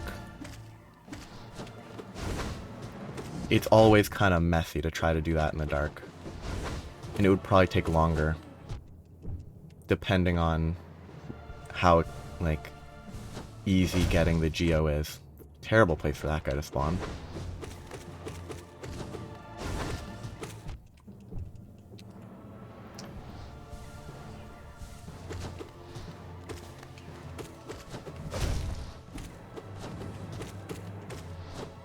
Oop.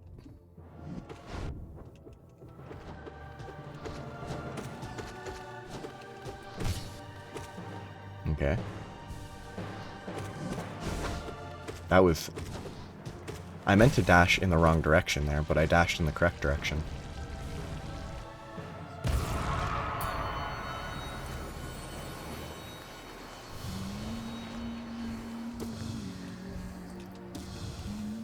For a second, I'm going to try using the D-pad instead of the joystick, see if that makes me less prone to wrong inputs.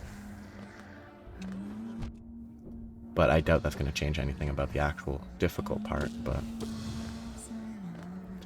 sometimes changing how you do stuff changes a lot. Oh yeah, that was just terrible. Like, here's a weird example. I think I talked about it briefly once a while ago, about how there was a Super Mario Wonder level that was causing my thumb to hurt. And I decided, hey, let's just swap the control scheme. So I jump with my pointer finger while holding sprint with my thumb instead of doing both with my thumb. And then I beat the level in like four tries after swapping. So sometimes control scheme does change a lot. Mostly because it isn't actively destroying your thumb, but... Oop. Ooh, wrong direction. Oop. That was pretty bad. I got hit twice. Though one of them was kind of unlucky, but it was my bad. I dashed in the wrong direction.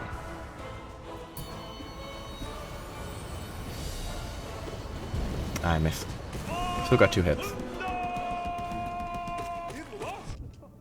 Again. I actually should be...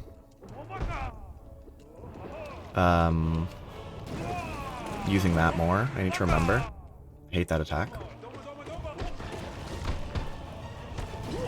Anyway, oh, I didn't get it. Good.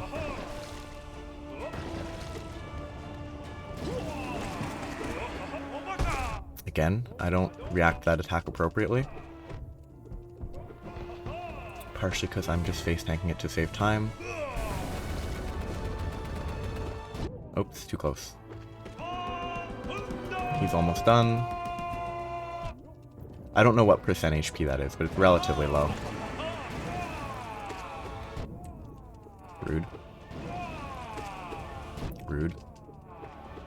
I actually might die if I keep just tanking damage for no reason.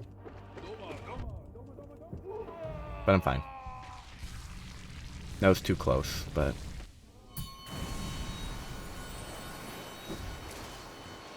I don't know, it's a weird choice for a boss to include at that point in the gauntlet.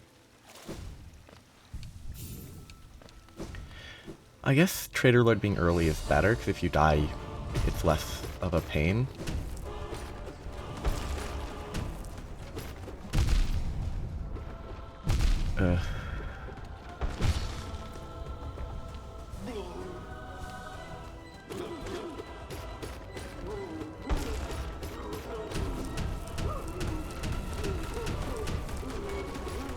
Like, in the attempted run later, you don't need to kill False Knight, but you can. Doesn't matter, but like, I don't know how much Geo he gives. I don't think he gives a ton, but if he gave like 1,000, it probably would be worth it, because he's even at no nail upgrades, he's reasonably quick. Oh, bad RNG. Oh, good RNG? Nope, bad RNG. He's just hovering in the middle for no reason. Well, obviously the reason is clear. It's to not be easy to hit, but...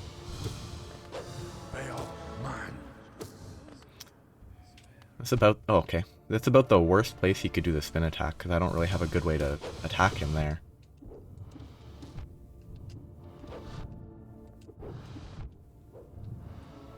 Okay.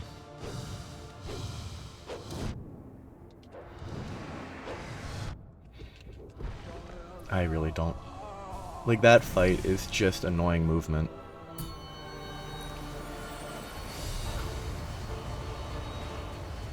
Maybe I should consider swapping Long Nail for Soul Catcher for more soul collection. That might be worth it. And then against Pure Vessel, actually learn to use spells properly against it. That was greedy, but...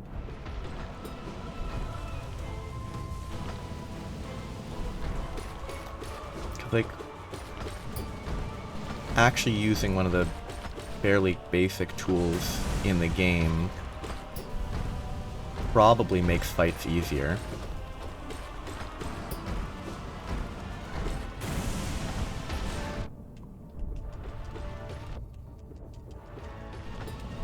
I don't know why I dashed in that direction again.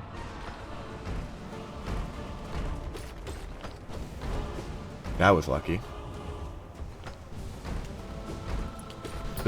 Not because of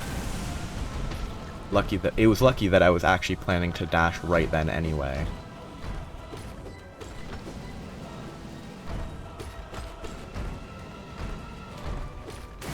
Okay. Decent soul, decent HP. Still one more fight. Yeah. Like, before trying to do the game quickly, I will have to verify the specific paths through, like, the green path to get to where Hornet is, because I think in this one I actually got there pretty quickly, but I was just kind of moving randomly. So I don't even remember the specifics of where the Hornet fight takes place. I would probably recognize it on the map, but that's about it. And the only reason I'd recognize it is because it... I didn't press jump.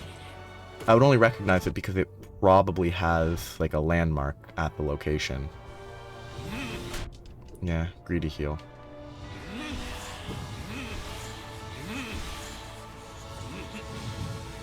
Greedy. And kind of distracted.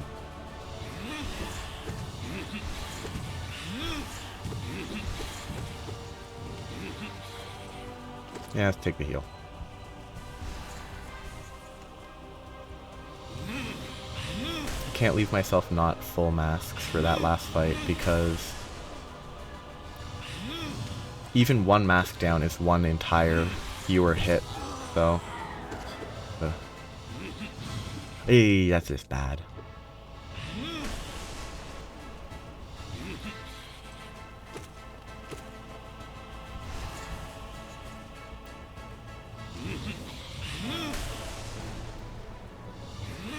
Oh.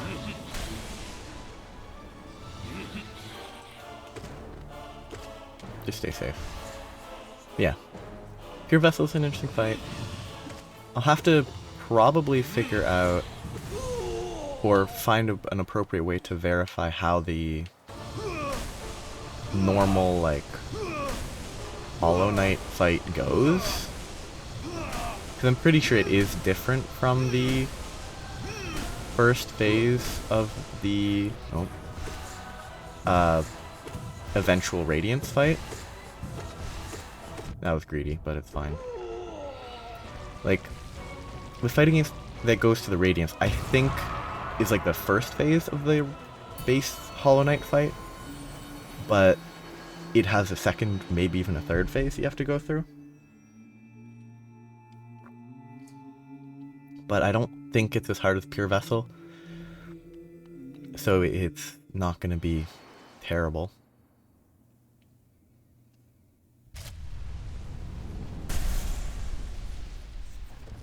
And don't go for the first hit, because it might just parry right away.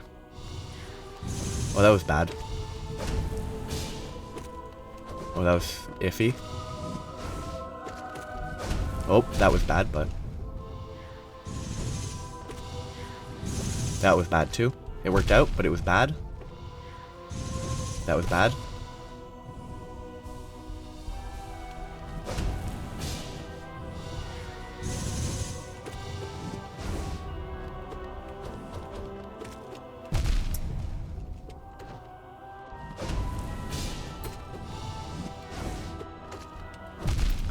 Too low. I dashed too soon. I'm dead. Oh, I didn't die.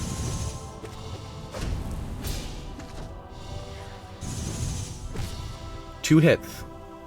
Or two staggers. That is good sign. I didn't dash quickly enough. Stay out of that. Don't get hit by these. Heart rate pumping. I shouldn't have done that. I was going for greed. I greeded.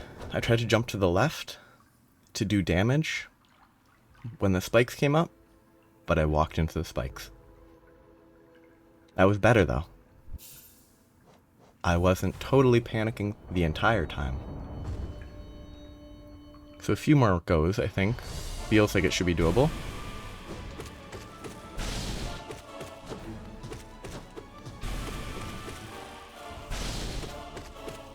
Greedy extra hit. I just need to not leave this fight missing HP. Because the Lost Vessel doesn't give many opportunities to easily heal, guaranteed. But...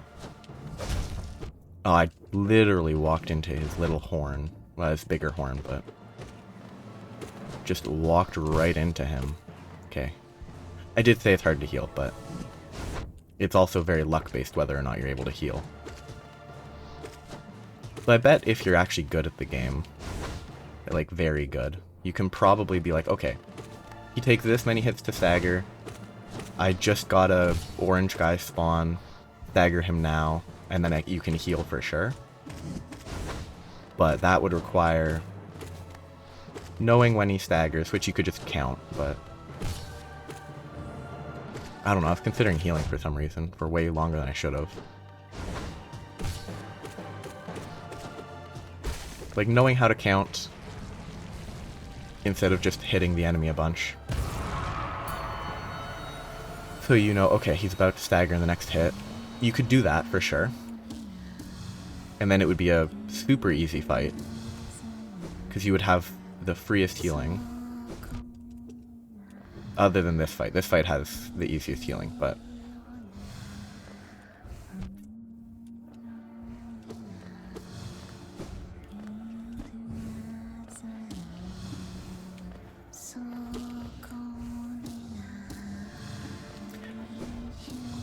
Though, I will say one thing positive about the long Pantheon fights.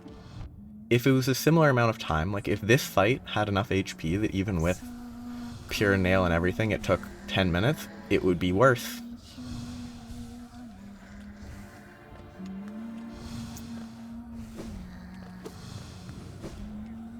Nope, I thought they were there.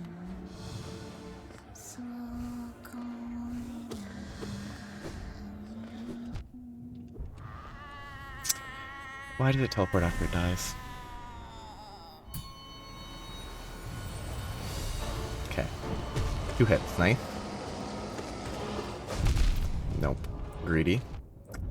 Heart rate still hasn't gone down.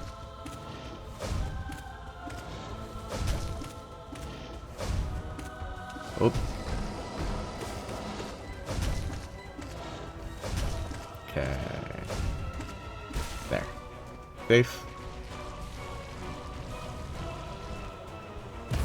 I wonder, like, the Trader Lord's like a mantis as well, but it's very wide. 3 hits. So, like, is it some specific variety of mantis? Or is it, like, specific types of mantises look like that? Which would be kind of interesting to learn. Because this guy's a dung beetle. Trader Lord is a traitor to the mantises, so they're a mantis. Wrong button.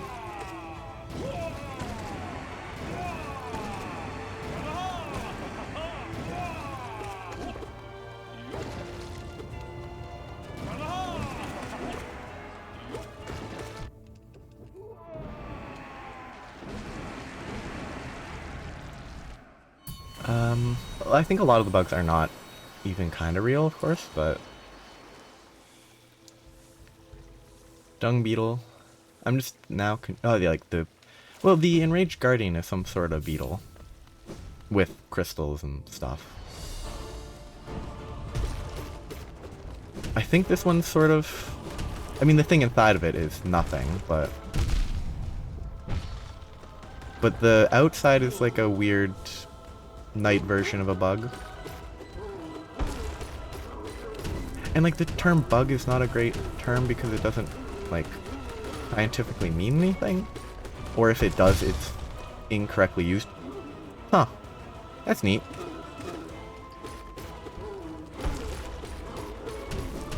That almost makes these runs worth having done. To see the failed knight champion randomly hovering on the side wall of an arena. Can I stand there? I can't. How did it get stuck?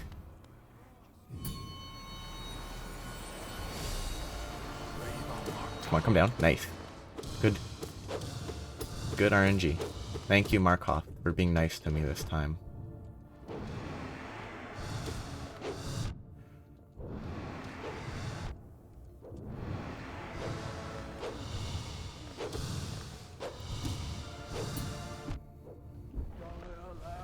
I like how its animation when their shield spin is the same as the animation when it dies. Kind of an interesting choice. Are these... I don't know, these are, like, they're beetles or whatever, but like... I wonder if they're meant to be like rhinoceros beetles, but obviously modified to not be real because they have giant nails, but...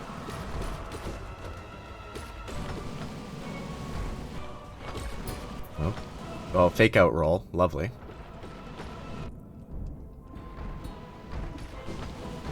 Oh, that bounced further than I thought it would.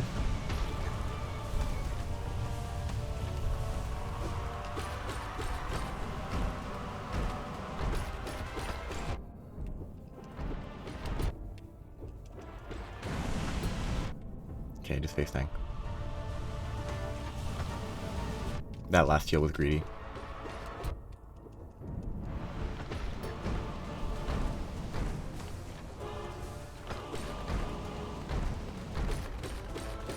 Yeah. This fight's pretty straightforward. I'm not worried about that fight. Umu in the original fight's gonna be relatively straightforward. And is there an actual boss for the Beast Dreamer in the distant village, or is it just you have to make your way there in the, like, spider lair? Like, I can't remember if there's an actual boss for that dreamer. Oh, almost got it.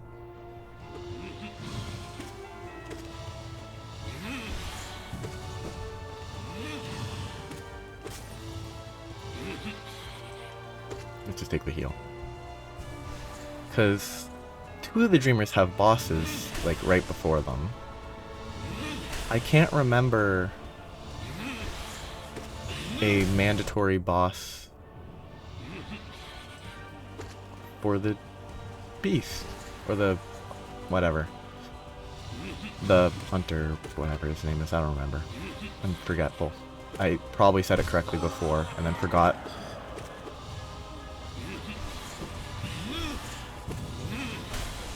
But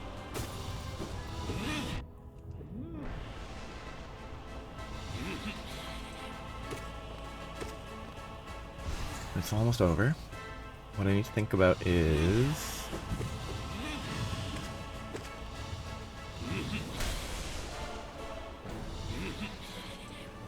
what are the bosses that will be mandatory? I don't think Gruzmother is mandatory. It might be necessary to get to the Lubra and potentially the crystal area depending on stuff, but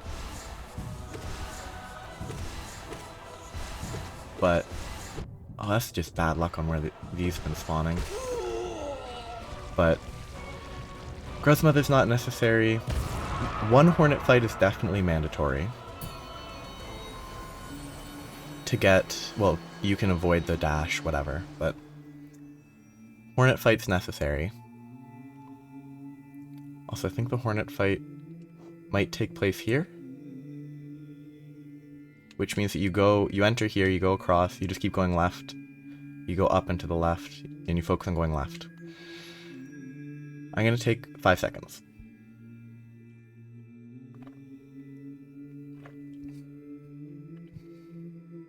And in I go.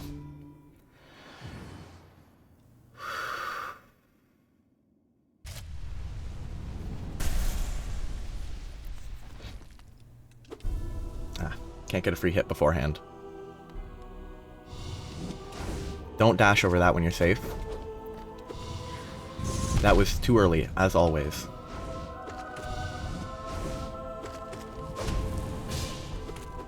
Oh, okay. Okay, I'm standing in him. That's not a good point to be at.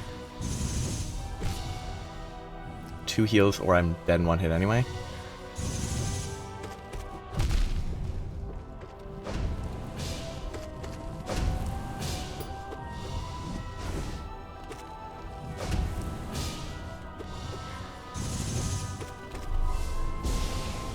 Lucky. I shouldn't have gone for the second heal. I thought I could get it off and then just take a hit, and then it was as if I didn't heal at all. It's going better though. It started terribly. I got hit 4 times, but after I got into it, it was better. But mandatory bosses, Hornet. I think Dung Defender is necessary for Isma's tier, which, like, technically you don't need Isma's tier, but it's probably better to get Isma's tier than trying to get a finicky boost, rocket boost, to avoid stuff, or getting the Monarch Wings, because the Monarch Wings would definitely take longer than the dash, and the dash saves time with movement, so I'm just playing terribly here. Because I think Monarch Wings, just by virtue of helping you save time with moving faster, are more valuable than... Did I say Monarch Wings? The cape... Oops, that was bad. The cape is valuable just by virtue of dashing to save time.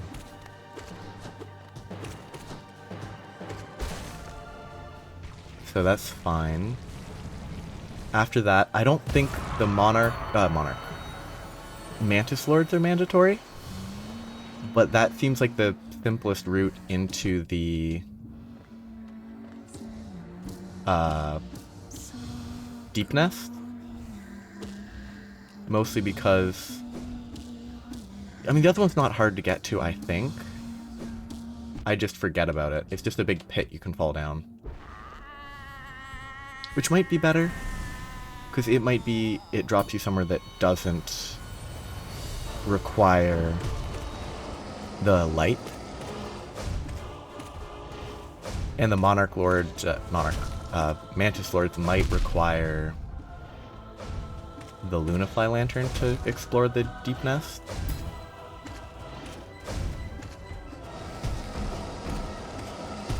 That was bad luck. I played it incorrectly, but it was bad luck too. Like, getting that quickly, one after the other, where you have to have the Shade Cloak ready for both, is unlucky. Again, I dashed in the wrong direction, which is my bad, but...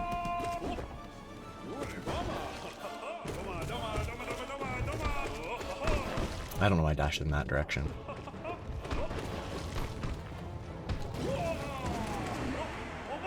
Oh. I don't like that attack. It's just...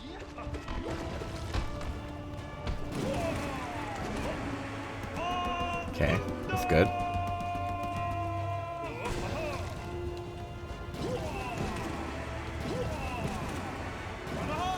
My least favorite phase.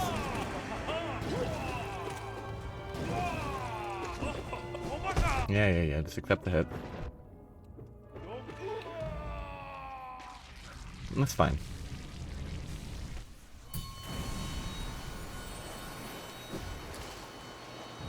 Things I should consider. If I swap out Long Nail, I could get this, which would deal a little bit of damage. I assume it doesn't scale with nail strength, so it's probably not the best. No.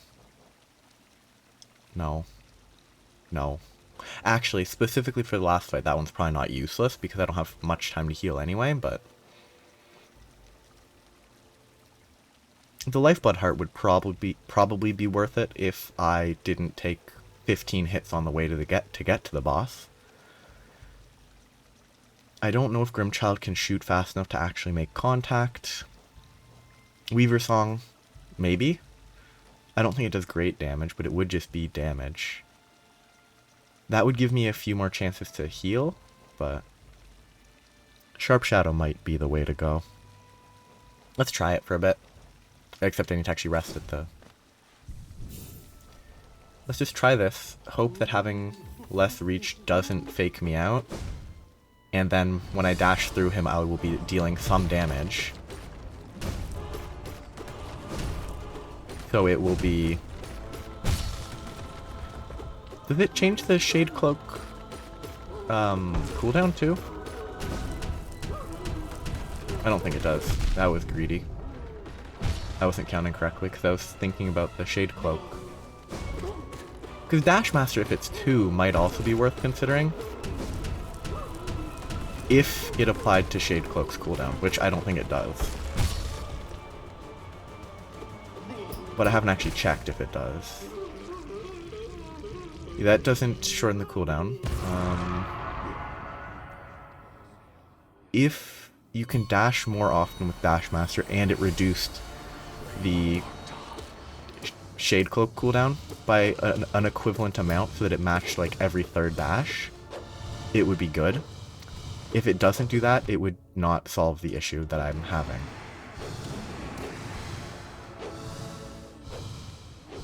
Oh god, terrible positioning for me.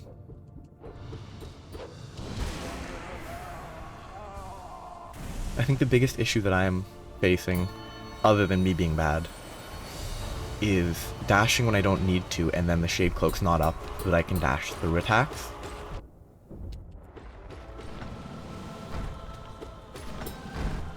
I wonder how Shade Cloak works on their roll attack. Like, if I dash through their roll, do I deal damage to them? Because, like, the Shade Blast deals damage. That looked like it dealt damage. But it could have just been a random bit of orange. It does do damage. Nice. I think that is actually useful. Not against the hard enemy, but it is valuable information that you can deal damage with the Shade Dash through, like, those invuln moments.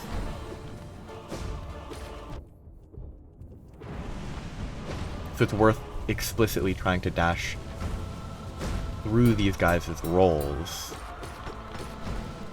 instead of just avoiding them to save a little bit of time and deal some more damage. This is not the guy that's low HP, this guy is. But I think Shade Cloak will deal some damage. No idea how much. Oh, it's Sharp Shadow, that's what it's called.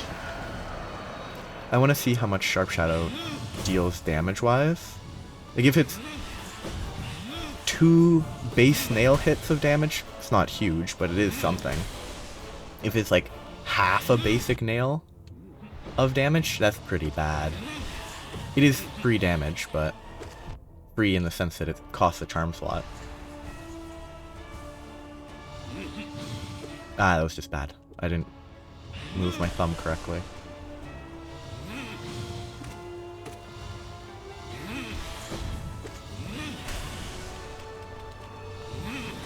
Okay.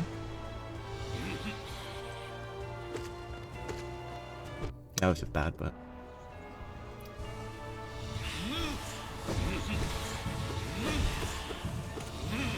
I need to remember Sharp Shadow is what I want to check the damage of after this fight. Just to sort of see how much, like, actual value it might provide.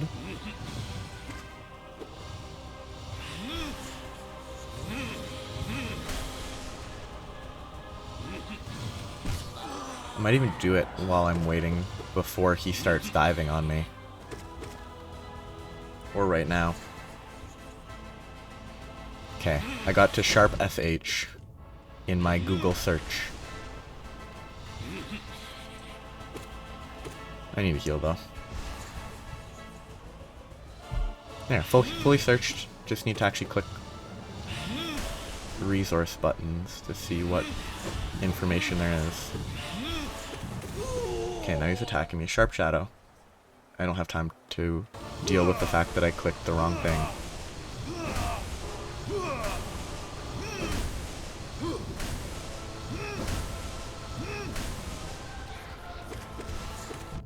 Terrible luck. He's not near a wall, so they can U-turn very easily. Full HP, Sharp Shadow. Oh, it increases your dash length by 40%. That is actually potentially going to help. It deals 1x nail damage when dashing through. Does that mean 1x your current nail? Or 1x... It seems like it is 1x current nail damage.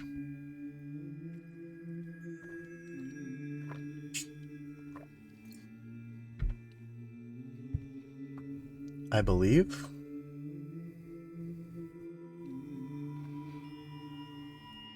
So that is probably worth having equipped. Oh, it only applies during Shade Cloak, which is the important one to have the increased range for. So if I dash this way, I land there. If I dash back, well, I need to dash before. Yeah, that's a lot further. Which will help me when I dash early, because it will mean I'm less likely to stop inside of damage.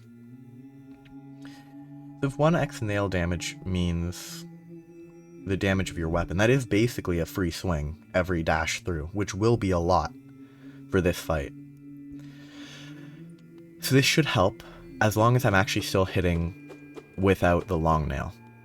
If I still hit just fine, which I should, this will just be significantly more damage, because every attack I'll dash through, get a free hit, hit him for a free hit, free.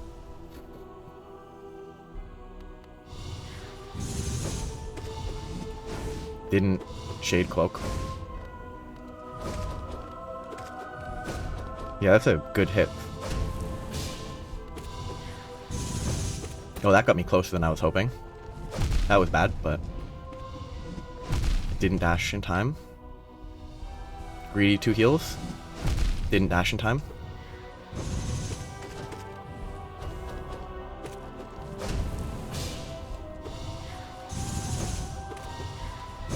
Ah, I thought he was going to charge me for some reason.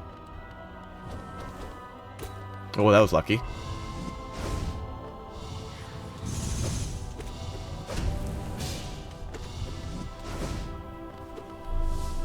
Come on. Nope. Good for me. Only 1 heal.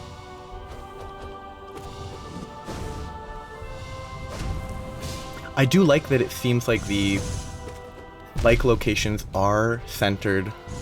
Centered is not the right word. Based on where he originates. So it's consistent.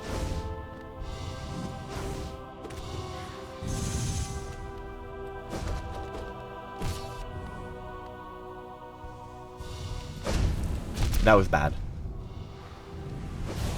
That was bad because I could have walked towards him before dashing, but that's the new attack that occurs at 33% HP. Progress. Sharp Shadow is the right choice. It got a lot more damage in than I would have otherwise, I believe.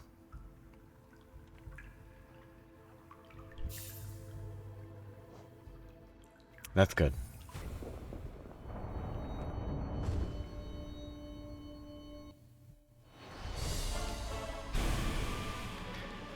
Though I would have dashed towards this guy, but I'm actually afraid,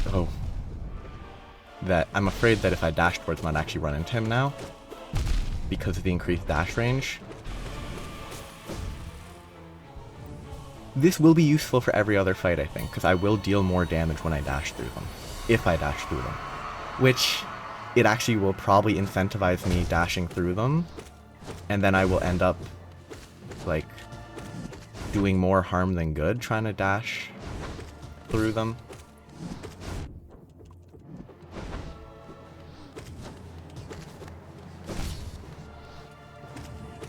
One heal.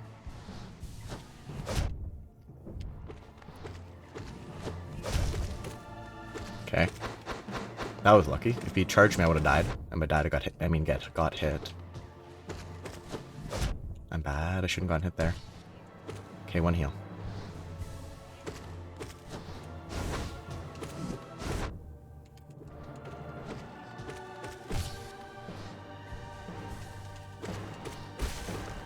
Okay, that went okay.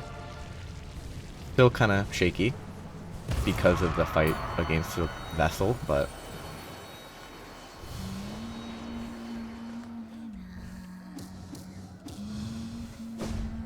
I do think the increased range from the dash on shade dash will be really nice, even on these earlier fights.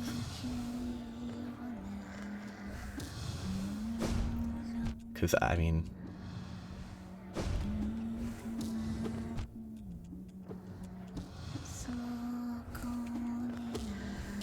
Okay, that was quick. That was nice. Cause that 40% increased dash range is... I wonder if I could get hit, dash. That was bad. I was focusing too much on hypothetical pre-fight combo to see how much damage I could get before the fight even starts.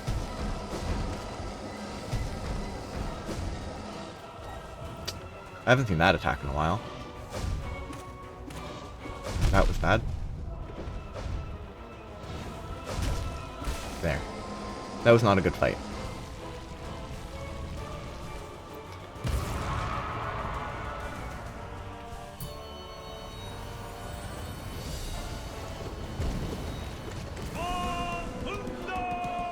I might try to, like, greed even more than usual. And try and, like, do that for extra damage. Like, obviously not getting hit. But going for even more aggressive attacks, just using the dash for damage.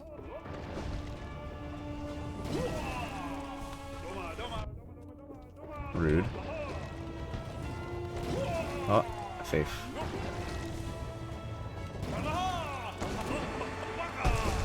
I got, at least I returned some damage when I got hit there.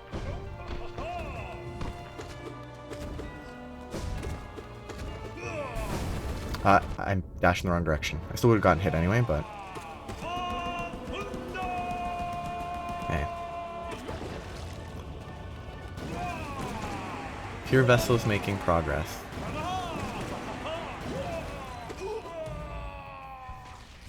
I just need to respond appropriately to the new attack.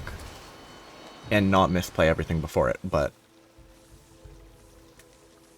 I played that poorly and it went okay.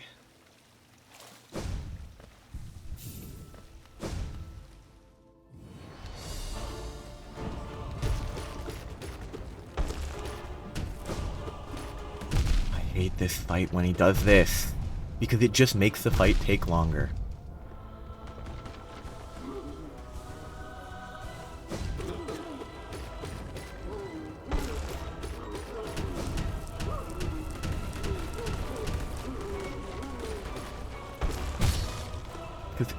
If they don't do the jump back shockwave, it's so much faster.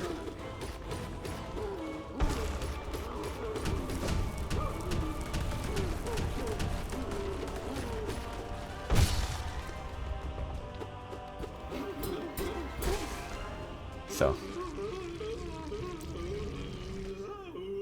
I hope I can beat the Pure Vessel. Though, I mean, if I beat the Pure Vessel once, I would still have to beat it for the other pantheon, so it's not like it's gonna be over if I beat it in one. I'll still have to fight it at least one more time, probably. Come on. Don't stand up at the top. I can't hit you effectively when you're up there.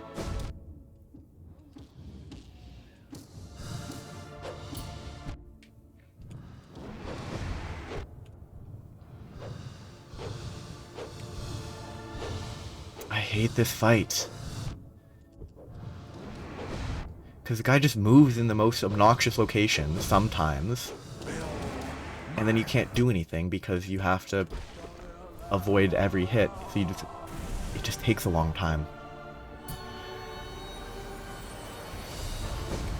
Too far. Hit, hit, hit, hit, dash through, but too soon because I'm bad. Okay. Yeah, getting the bonus hit via the dash is risky. Oh, weird choice of movement there. Ooh, did I get 2 hits in there? Because the dash was along the... It went along for the ride?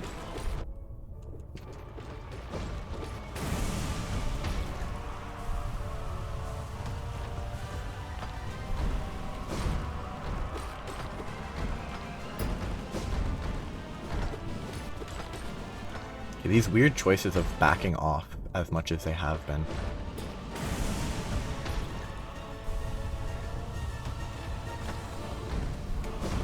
Darn, didn't get the hit. This guy should be dead in 2 hits, yep. Yep, and he got stuck on a wall. That does look like you can get 2 hits if you dash with them.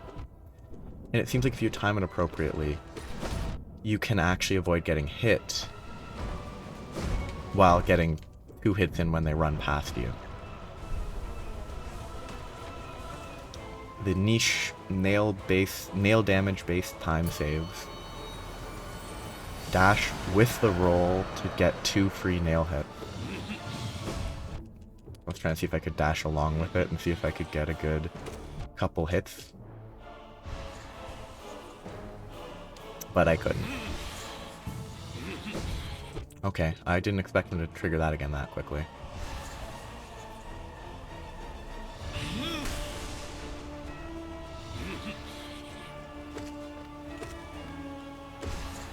Nice and safe, though.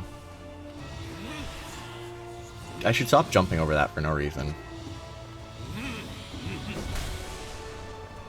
I think the Sharp Shadow saved me there. Because without the Sharp Shadow, I think I would have been too close and I would have gotten hit by the Shockwave when I double jumped.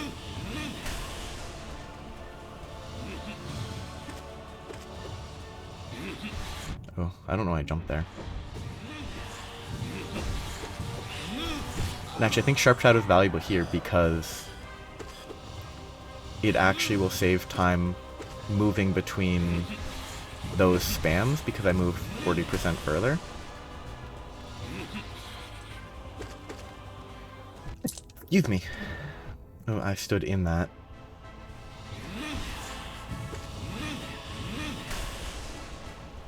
Come on. Oh, and actually, it might be even safer for this. I might not even have to jump now that I dash further on the shades. Except the shades are only every, like, 3rd dash, so... Oops, I thought that was gonna be the last bit. That was a good dodge. I should have just dashed through him, but...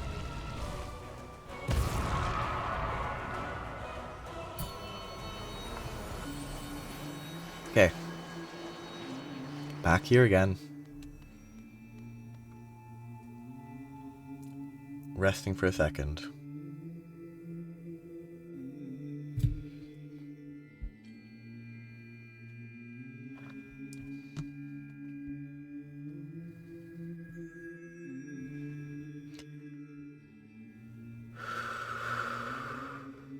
Okay. Pogo? I wish I could Pogo on him.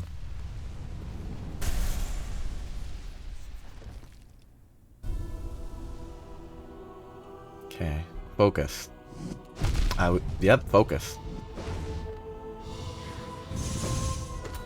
Okay. I keep messing that up. Oh, I dashed wrong direction. I dashed too soon. I keep that jumping, that's the issue there. I need 2 heals, otherwise I'm dead on 1 hit anyway. Wrong direction again.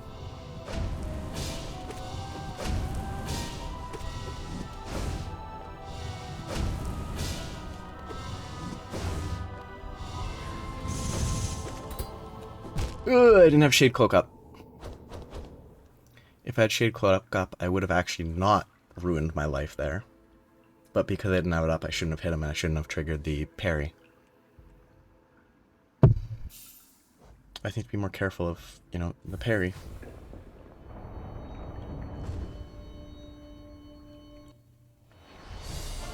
Can I dash here? I can, but it's dangerous. I get way closer than I would like. Just sit over here. He should be like 2 hits. Oh, maybe. Okay, that was 5 hits instead of 2. Full HP still.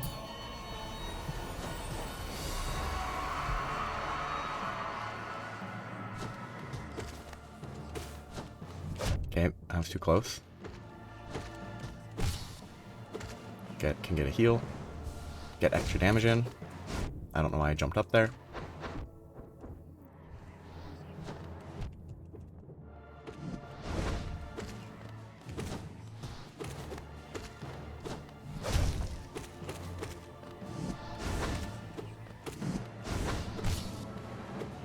I could have gotten heal safely. I got lucky. Or more accurately, I didn't get unlucky.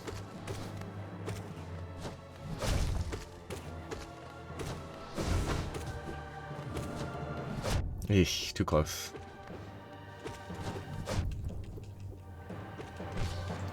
Good timing. Bad timing. Greed, more than bad timing. I think he's like close. Yep. Okay.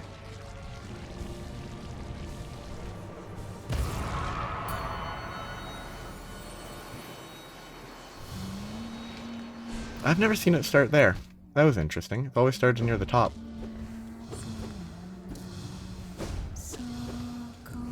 I hate when they do this teleport after one hit every time thing.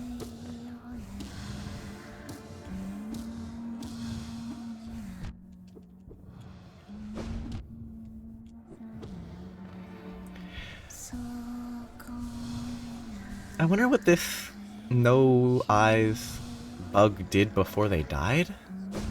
Because, like, they're controlling spirits, right? Like, did they do anything? Were they just a bug that was worshipped? And after death they had control over the souls of their worshippers? I can't remember what their little location had. Like, most of the other graves that you fight, like, had a clear, this is what they did, how they fought in life. But, like, when they're dead in a ghost, well, are they a ghost or are they a remnant in a dream? But, like, most of what it shows, like, they're ghosts, so, oh, a ghost controlling ghosts. That's normal, but, so it brings into question, did they control ghosts when they weren't a ghost? When they were just a normal-ish bug?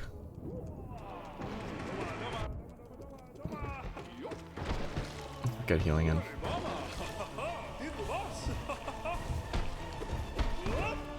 Nope, bad yell. Nope, greedy. Greedy, I walked into that for some reason. Well, I know exactly why I walked into it, obviously. Just trying to do as much damage as I can to save time. Again, dashing into him, but at least now I deal damage. He interrupted my heal. What a polite guy.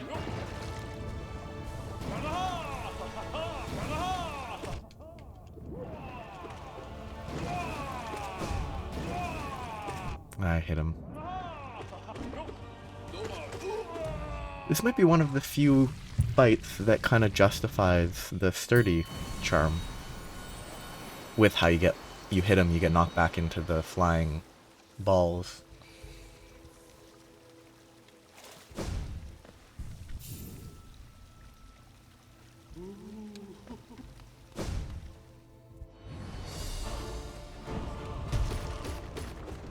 I hate it. It just slows it down so much. Okay, it's greed. Greed for the damage.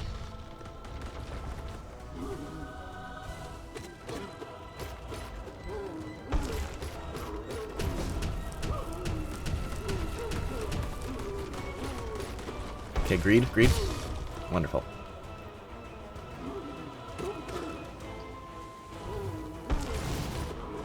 I have no idea how much damage that spin actually deals.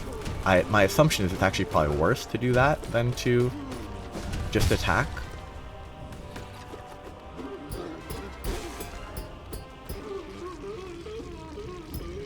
Supposedly, if you just hit the armor, you can keep it in the down state forever.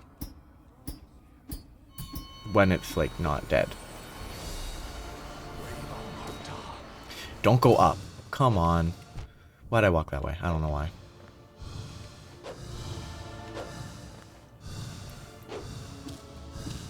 Like this guy. It's like, okay, they were a Jedi controlling their weapons to fly in the air. That makes sense. That's something they could do without being dead. But controlling ghosts, you generally don't control ghosts unless you're also a ghost. Or like a necromancer. So maybe they were a necromancer, but like...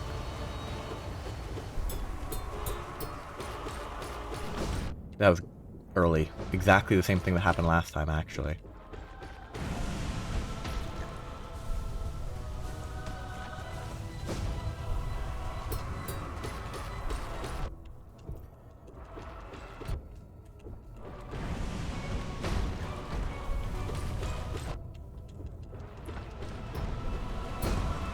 Unfortunate.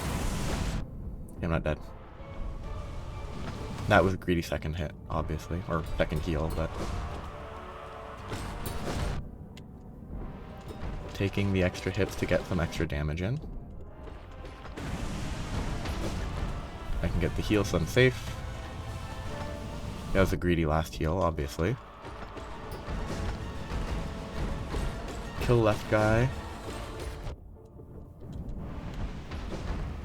Heal once just to be safe. Heal a couple times. I wanted to preemptively dash along with him, but I don't know why I did it before he was even anywhere near me.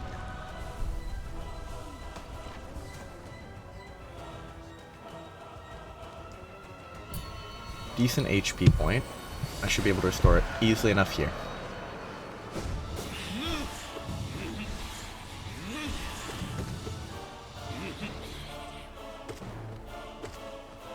Just play it safe.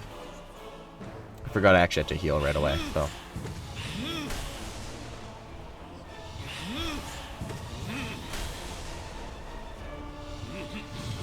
Oh, that didn't deal damage. Interesting. You can actually go under the Soul Tyrant's charge, presumably. Which, like, the shape of Un makes you smaller, and you can move while healing, so you can probably heal during that charge. I think I might have even read that a while ago. That like, I skimmed over it, but like that might have been one of the things on a list of, hey, you can use this to heal during this fight.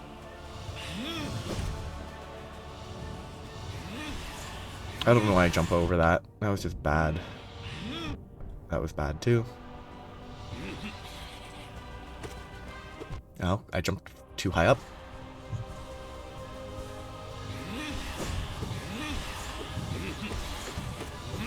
That was a nice 3-hit.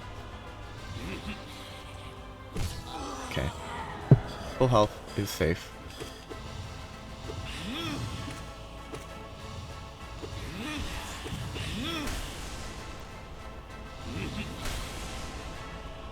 It's just a lot of the same. And I've already figured out, for now, what the routing is. I think I figured out all the bosses that are required for like a minimal run to just clear the game. I think it's just Umu. What am I doing? Umu's required, I think. Or I'm like almost certain Umu's required.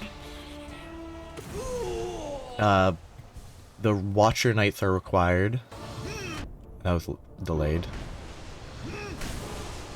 Watcher Knights are necessary.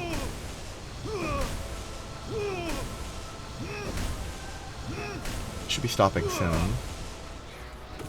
Not a good spawn. Terrible location. I should be full HP at least though. Yeah. Watcher Knights are mandatory. Those two are mandatory. I might have to beat Fallen Knight or Failed Knight or whatever his name was. And then Hollow Knight and Hornet. Is there only 5 bosses that I need to beat? That might be the case.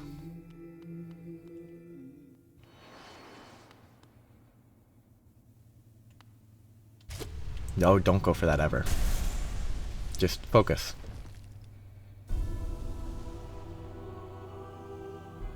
No talking. I didn't have the Shade Dash, but I did for that at least.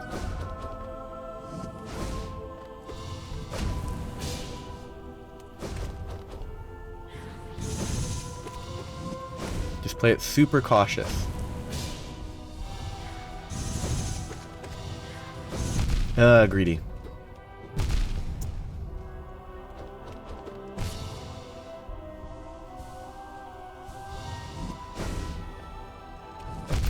That was just bad.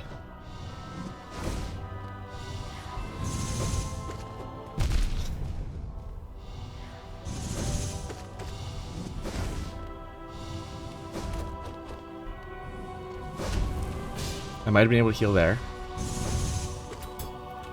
No, I didn't have Shade Dash.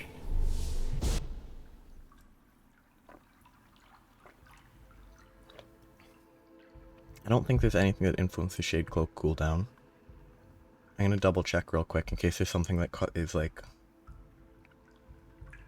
obvious that I'm totally forgetting. But I think you always have the same cooldown.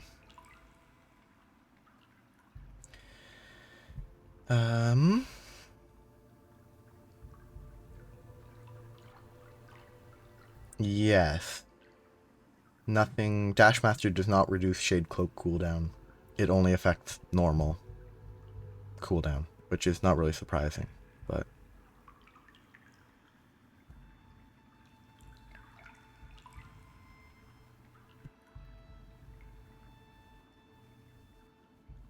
So, nothing to do to make that better, just I need to either not waste it, or don't get greedy with hits and hit him when he's parrying.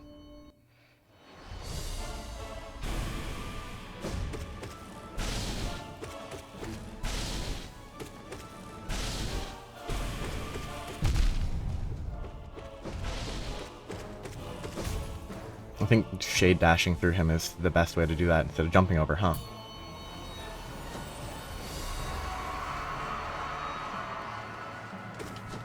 I just messed that up.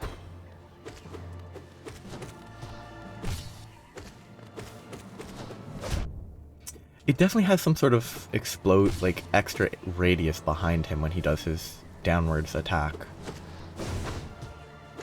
Like, it's definitely not just his regular model, it probably includes the like the end of his cloak in the hitbox or hurtbox or whatever you want to call it. That was just a bad idea.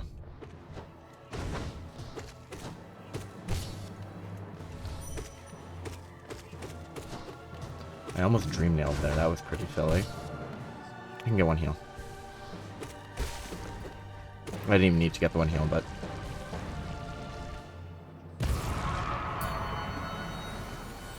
I need to be more sparing.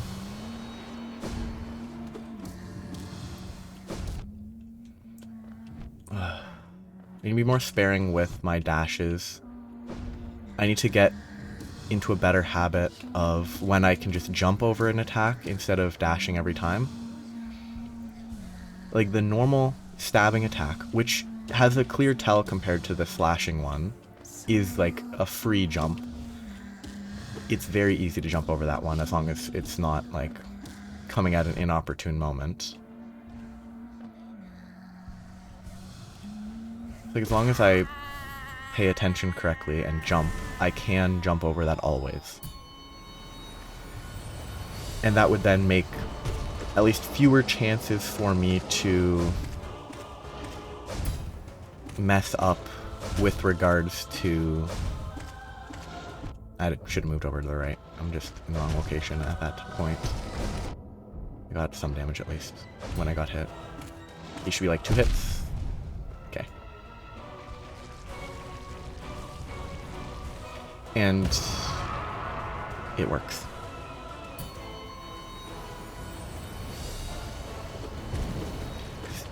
Saving dashes so that if I mess up, I can use it as a backup instead of it being my default response to everything would help a lot with minimizing bad damage that I really shouldn't be taking.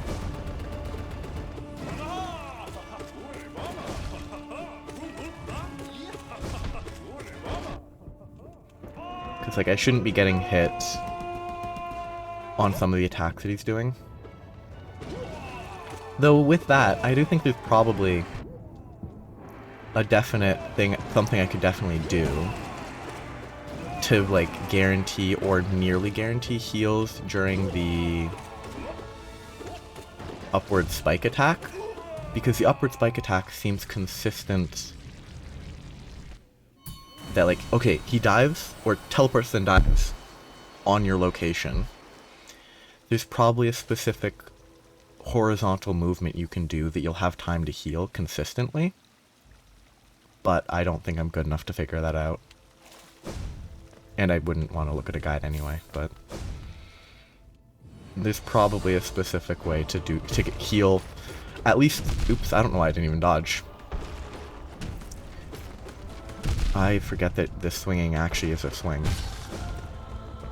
Like, it's definitely a chance to heal if you know how to do it. 'Cause it doesn't seem like it's the same as the Grim version, where I think that one seems much more random in its specific locations.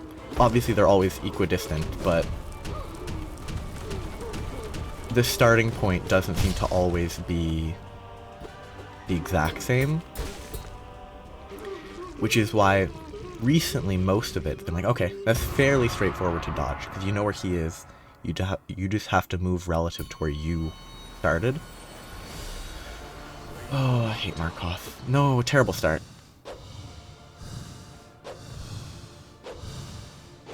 Come on down. Thank you. Come on down. I'm not moving. This is just, I don't know, good way to highlight why I don't like this fight. You can take it super slow and avoid getting hit, or you embrace the damage and you take a million hits just to get the killing blow in easily without wasting 2 minutes.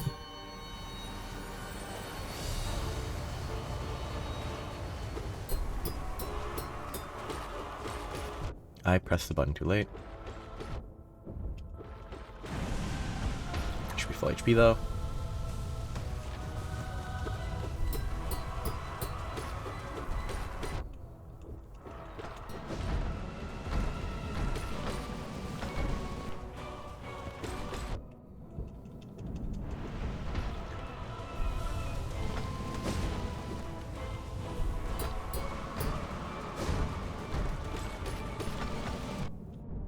Yeah, I wish if Shade Dash provided soul, it would be neat.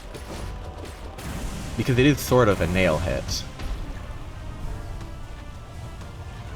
But it doesn't.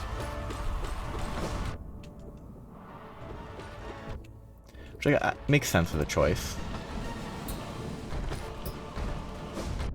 Just go for the kill, go for the kill, go for the kill. Didn't dodge correctly. Go for the kill. And be in a good state for the next fight.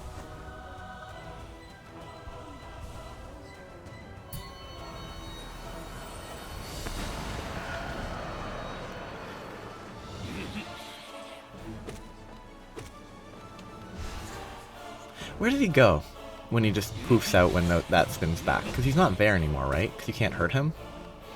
Is he, like, phased into a different dimension? I don't know why I jumped there. If he phased into another dimension, why would he not just phase away instead of running like a goober like that? And if they can move those projectiles without needing to be at the center, why do they center themselves on it in the first place? Wrong button. Oh! That dash got rid of the projectile, and I didn't get hit. Does this? It doesn't. Like, did I dash just before I would have gotten hit, so it avoided it? That was lucky. Like, did I get hit, but because I dashed it at the timing that I dashed at, I don't take damage.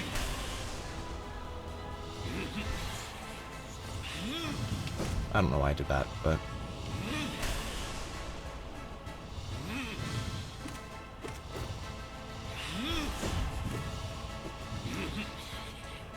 a very gradual descent into madness. But like the madness being strictly limited to this one video game.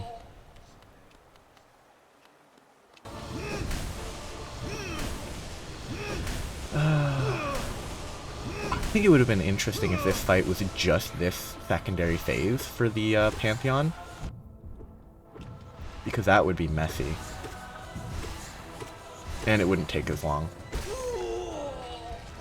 But like, you come in here, you're like, oh, what am I about to fight? And then it just slams into you.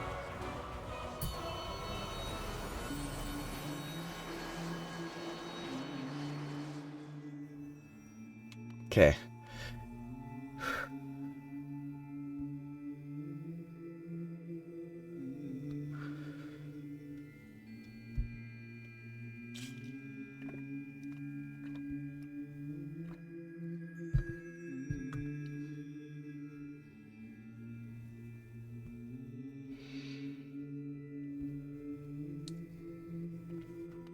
Okay. Just play it safe. Just play it safe. Don't attack. And focus on not getting hit. Prioritize not getting hit. That was just a terrible start. But I got 3 hits in. That's for nice. Terrible. Terrible.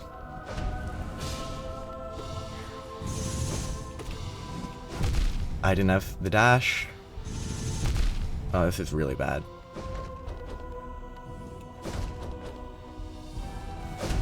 Dead. Yep. Terrible run. Very bad run.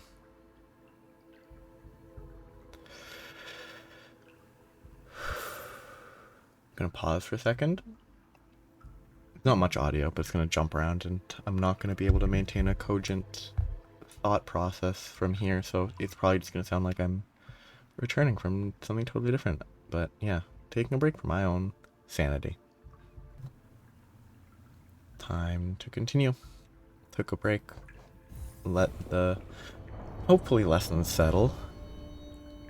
And it will go smoother. Maybe.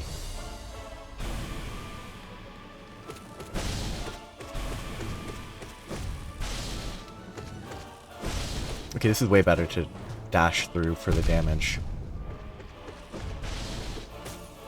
That's definitely better. It's a little riskier, but...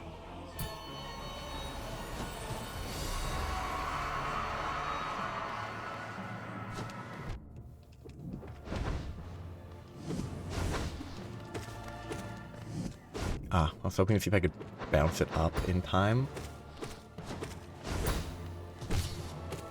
Don't know why I just kept going for damage there. Well, I know exactly why, but...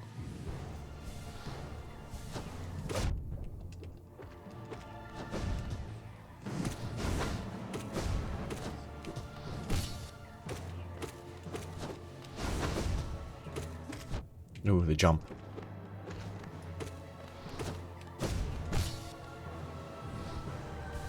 Ugh, I got it.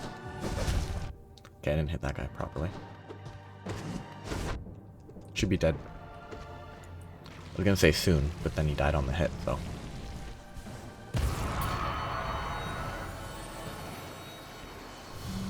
Take us up above. No, give me a good chain of hits, please.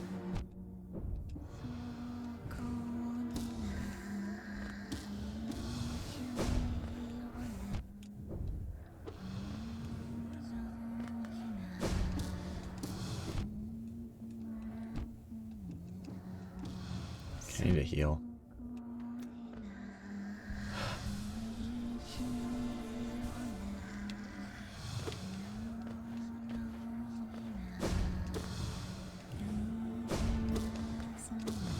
Should be one hit.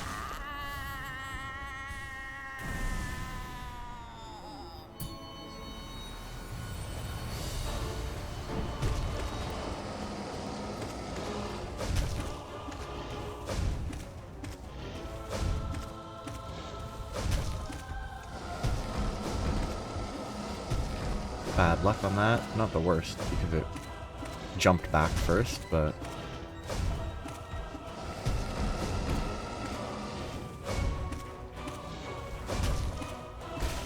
Okay, smooth.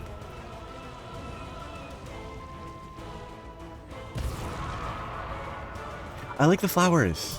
Oh, the flowers! Because those are the flowers that, you place a white flower by the grave for the Grey Mourner, and that's... the flowers show up like that, and that's the grave in question, I believe. Greedy.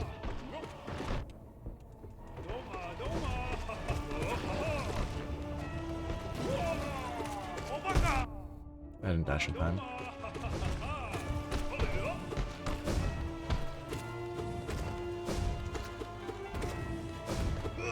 Genuinely just doing that to save time. Oh, wrong direction. Dash through. Dash through quickly. Didn't have time to dash through. Yeah. Okay, got him.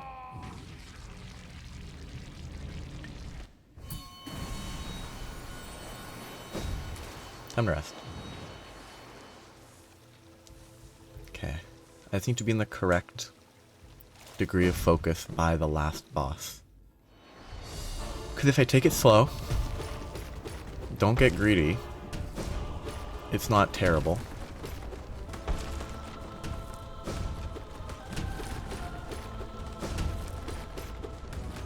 Okay, it should be enough.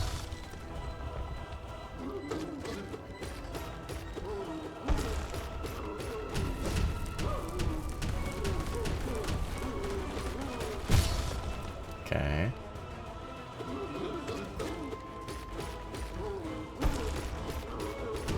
That was a greedy last hit. That was greedy to go into that, but it worked out.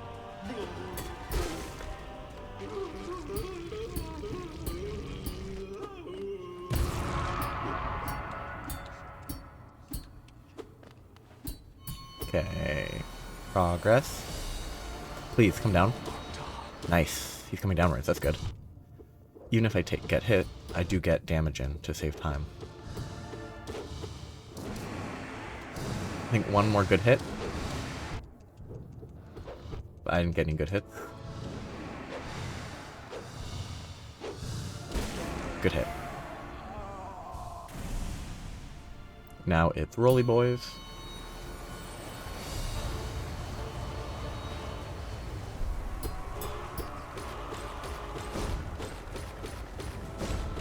Well, that was smooth. It was luck entirely that he went for this 2 swings in a row, but...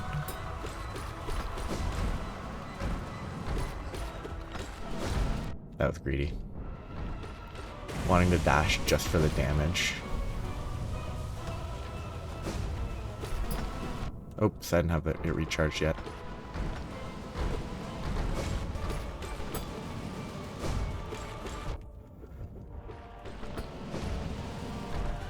Let's do the damage here, whatever. I healed for some reason. I didn't kill that guy as fast as I thought I would.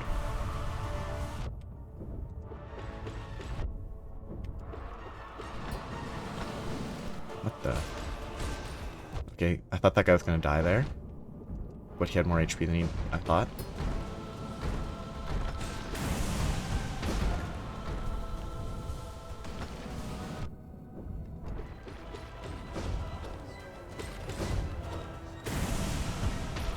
I actually think dash is definitely going to be helpful, so I definitely need that eventually. Or in the process of making progress in the main game. Dash, not having dash for that fight would be rough. Could you get to that guy without dash in the normal game? Without, like, taking advantage of weird... achieving more horizontal distance by using the soul spell? Because would be kind of interesting to know whether or not it's possible to get, like, what can be done without the basic abilities of, like, dashing, because there's definitely some things that you can't possibly do without the dash. Like, I can't imagine you can even get the Shade Cloak without the dash, which then means you can't do anything that requires dashing through... I don't know why I jumped. You can't do anything that requires dashing through the shade walls.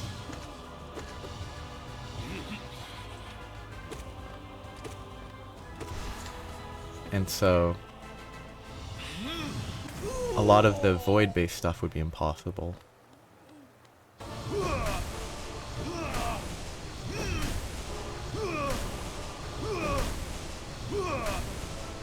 Oh no.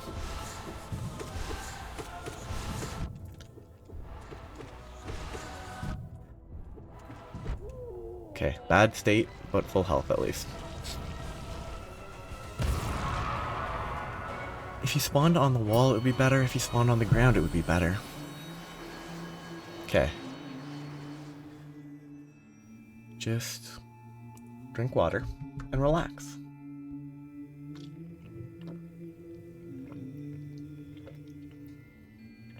Take the fight slow.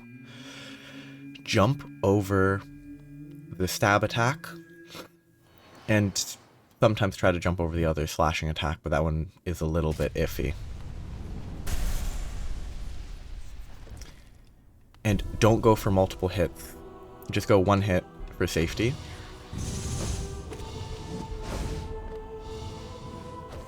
Double jump that one. Correct play.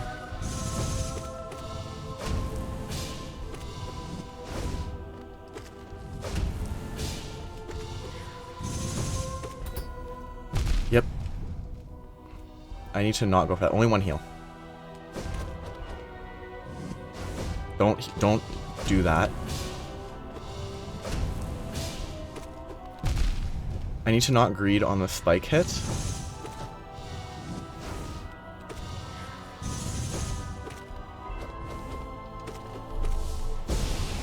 Lucky. Bad to go for 2.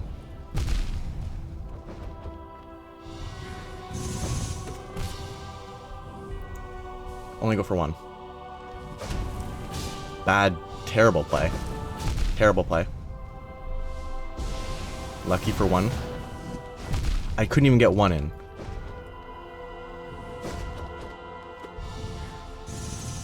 Just play that safe. No! I barely hit him before I pogoed. If I'd pogoed faster, I wouldn't have fallen down, and then I wouldn't have bumped into his back and taken damage. I feel like I was at least sub 50%. Maybe even as low as... like, I might have even gotten him close to the 30% mark. I turned the character around, but it didn't input properly.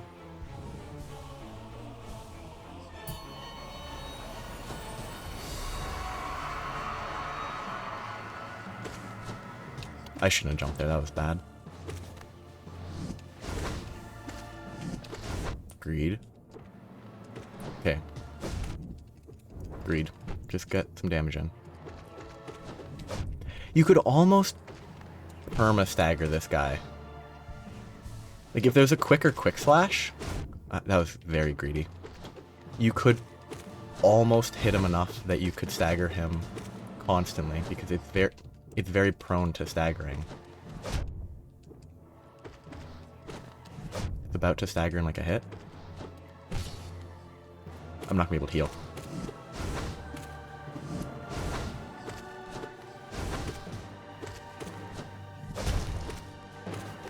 I'm gonna need to stagger one more time at least, I think.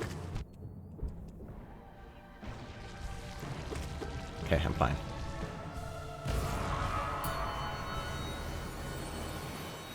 Because apparently some staggers actually count for combos instead of just... If you hit them enough times with a small enough interval between the hits, you can apparently... it takes fewer hits to stagger them. That was very nice of them, not teleporting constantly.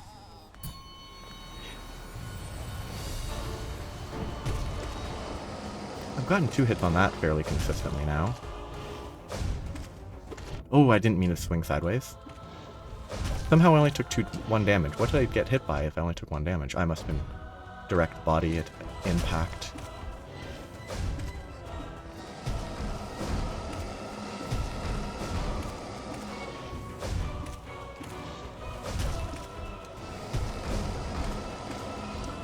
Two more hits, I think. Yep.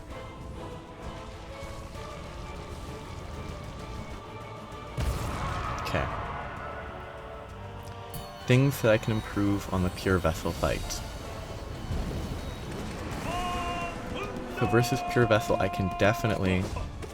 I don't know why I did that. Pure vessel. What did I mess up real bad? I mean everything, but... things that I can definitely improve easily. I don't know why I do that every time, almost. But what can I improve that is obvious? What did I mess up the most? I was too close there.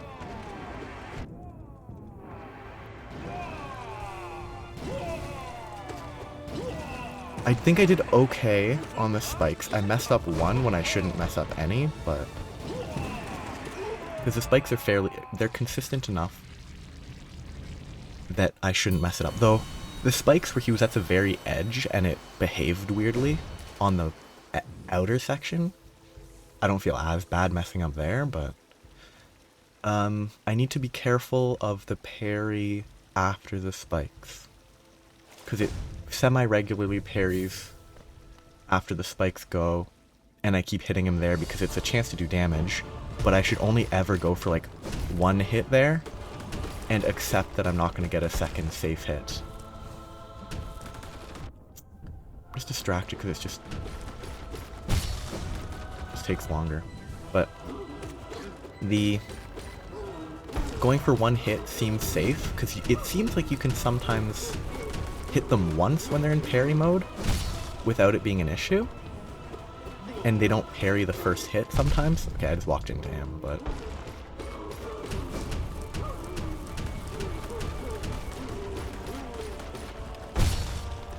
so I think it's safe to basically, if in that phase, hit him once, don't try to hit him again unless I haven't dashed. If I haven't dashed to dodge the spikes, then I can go aggressive, because if he then parries, then I can dash through him. Because I think without being able to dash through him, I don't believe I can dodge that easily. Damage. Nice. Well, oh, because I got hit right when I triggered that, so it didn't even get the damaging screams. Whatever, I'll heal. So it didn't get the damaging screams, it just made the screen go kind of, you know, dark in the way it does. I hate this fight.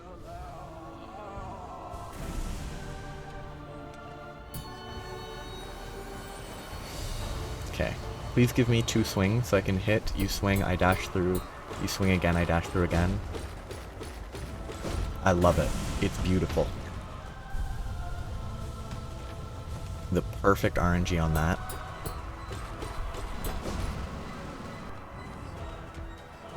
Oh! I messed up the pogo.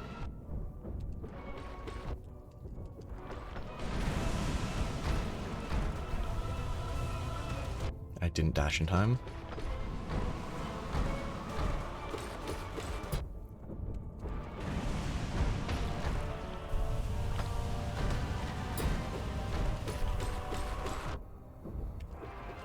Okay. Hey.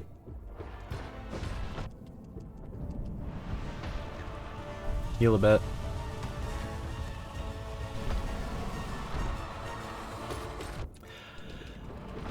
I need to figure out the point at which they go from dashing, like bouncing off to a distance versus stopping at the wall. It might be like 40% of the way away from the wall that they're charging towards.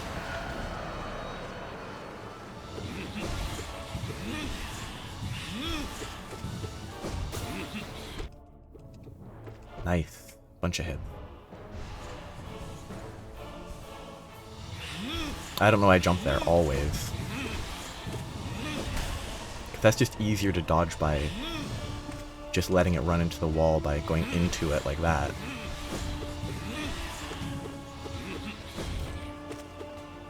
Nope, I'm not gonna get another hit. I'm gonna get hit here if I'm unlucky. Oh, I went right under him.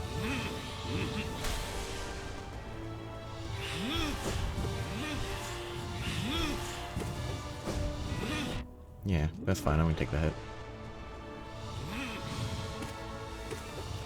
I just need to be at full health after this fight.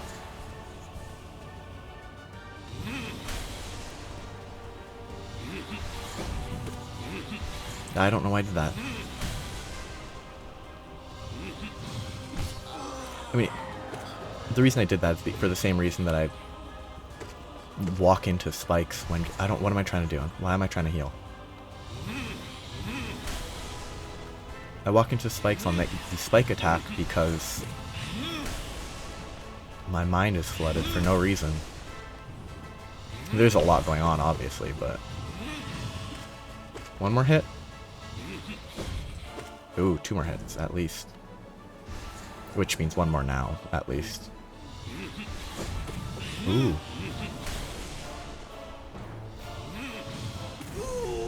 Okay. I wanted to see if I could dash through as they charge down.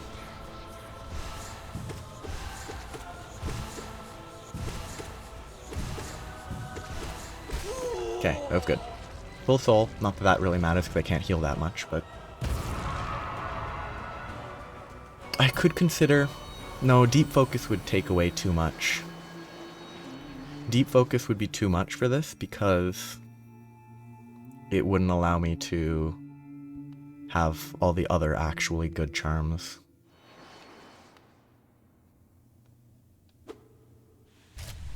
Yeah, this gets interrupted, right? Oh, wait, right here. Yeah, it gets interrupted. That was bad. It worked out. Only go for 1 hit there. Oh, don't dash on that. That dash was necessary. That dash was not. Oh, I almost jumped into that. Okay, I dashed in the wrong direction. That's fine. Only 1 heal. Play safe. That was bad. Okay. Lucky. Ah! I didn't position correctly.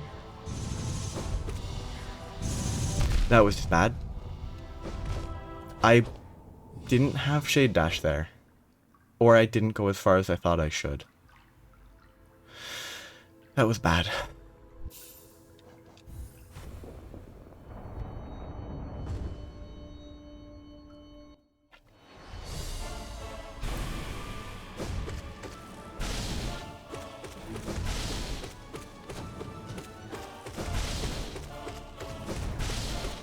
There.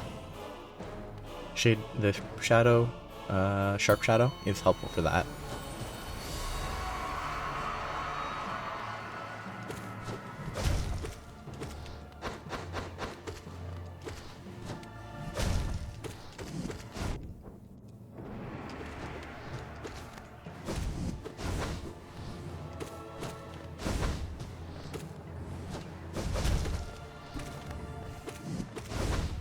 Oof. Okay, I can get 1 heal.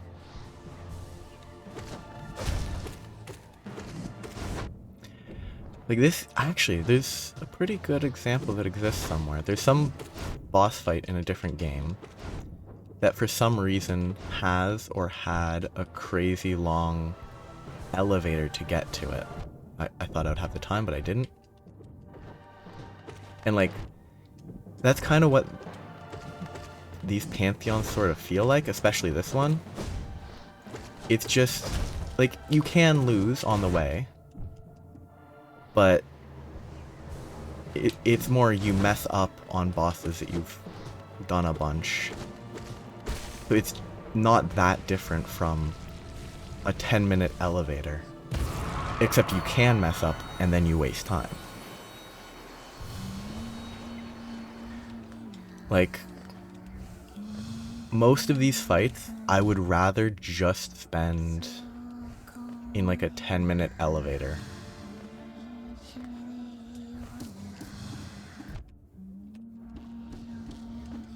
Like, some of the fights are like kind of fun. I would say most of them aren't. Like, Trader Lord has a low enough HP total that I'm like, okay, it's dangerous, you can die to it because it does 2 hearts of damage, or 2 masks worth of damage. Which, like, okay, that one's okay, because it's dangerous, but it's not super drawn out. But, like, all the other ones that aren't dangerous, and so you want to go as fast as possible, but the only way you can lose is by going quickly and rushing too much. Why'd that not do 2 damage?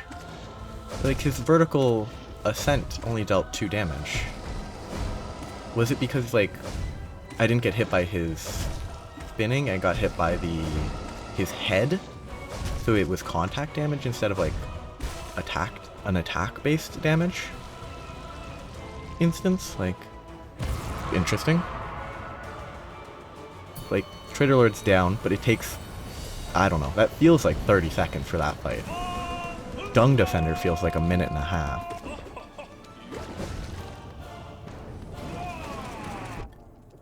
Right in his face.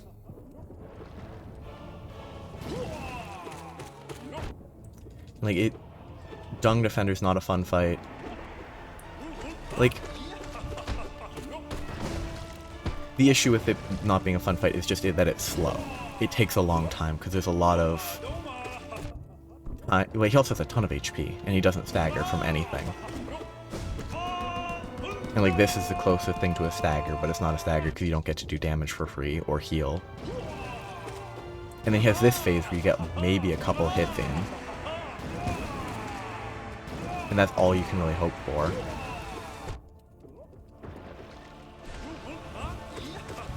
Like, you just wail on him for a minute, and then you win. You have to avoid damage appropriately. And obviously it would be a more difficult fight if you die in one shot. But maybe, like, if these were balanced around, specifically around the fact that there's the radiant difficulty where you die in one hit, I assume I think that's what it is. Come on. I hate this fight when it goes slow like this. It's fun when he does the ones that let you win quickly. Not because, oh, it's easier, but because it's less slow. And I will complain every time, which I shouldn't, but...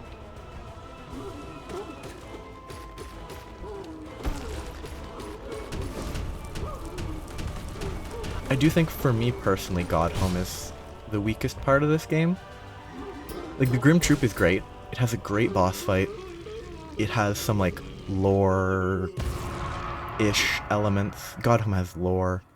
Then it's just a boss rush, and I'm not a fan of boss rushes. That's personal opinion. People who love boss rushes, I assume, probably love this, like, addition to the game.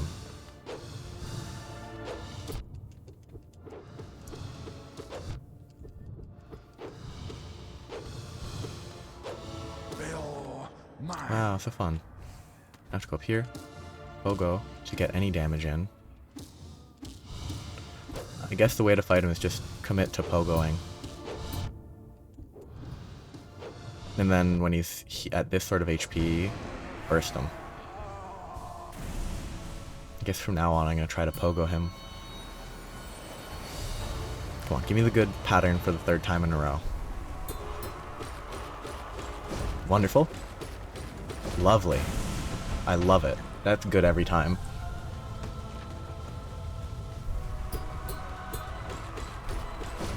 Come on, do it again. That's close enough.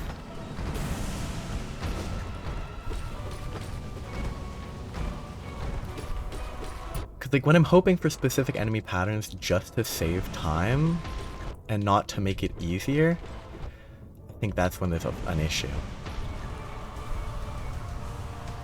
It's not even like I'm speedrunning. Like, speedrunners being like, oh, I want this pattern. That's okay. That's one thing, because that's like saving a second for a run. Or 2 seconds for a run. Weird. But like, here it's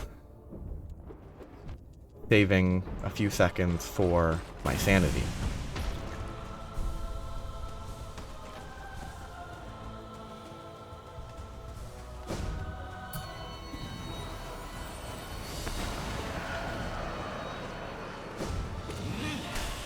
I almost want to go back and fight the Colosseum of the Fools final challenge again, see how much it annoys me compared to this, because that felt really long. I can't imagine it will feel nearly as long as this. Well, and admittedly, the bit that was hard there is definitely easier than the pure vessel.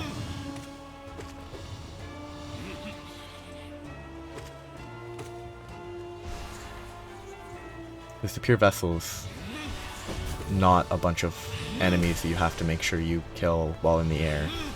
Most of which can be like 2-shot.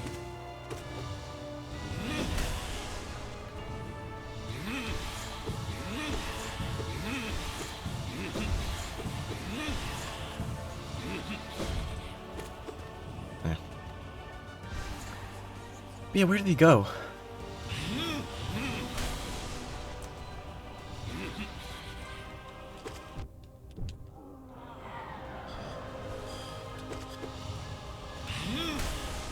I guess where did he go there? Again, why'd I jump up for both of those?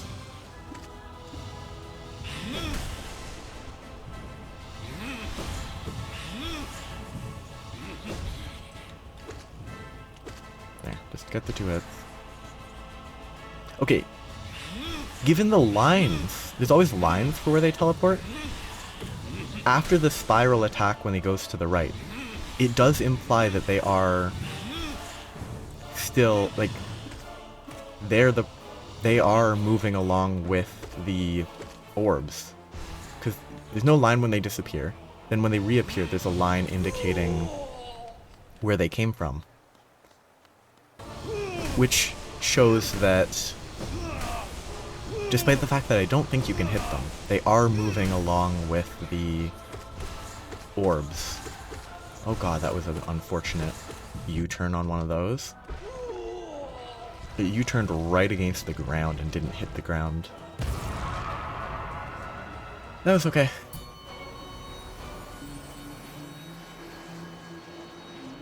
I'm gonna just dream nail this guy.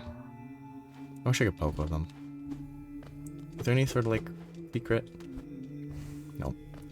There's an invisible roof. Okay. Just take it slow. Don't get greedy. Don't get freaked out by the spikes coming out of the ground. Just appropriately react and line up in the middle.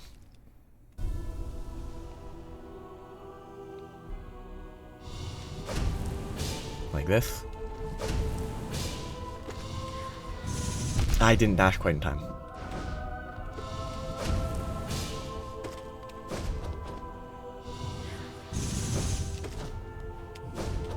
Oh, the backswing. I'm dead. By dead I mean hit, but...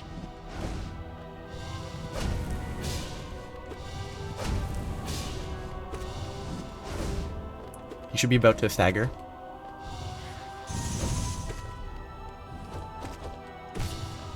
one heal.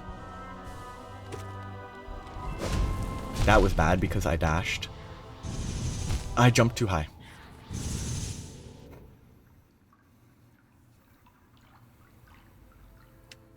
Good fun, good fun, good fun.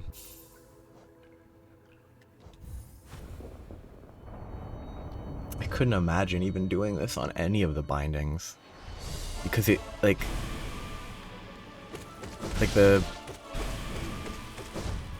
obviously if you went for a spell-focused build, the nail binding, so you deal less damage, wouldn't be as punishing, but it would just make everything take longer.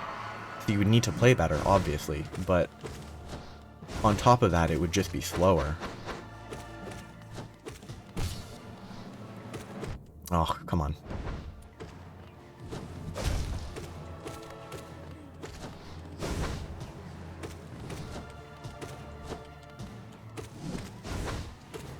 In a corner. One heal. Hit him.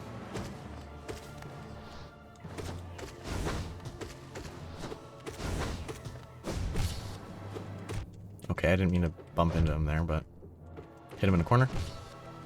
Get one heal. Get rid of that. Get rid of that. Dash. That was easy.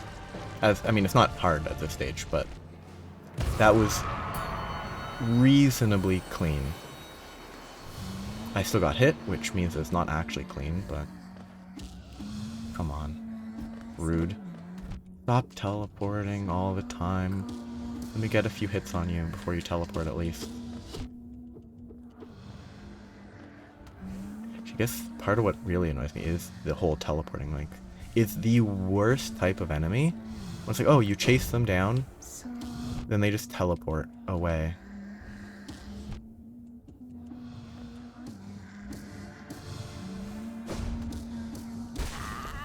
Like, enemies that are just an exercise in patience are not fun. Ooh, I only got one hit.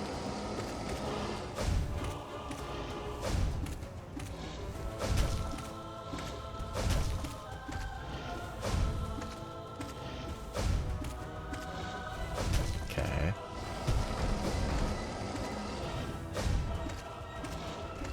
That was weird. There.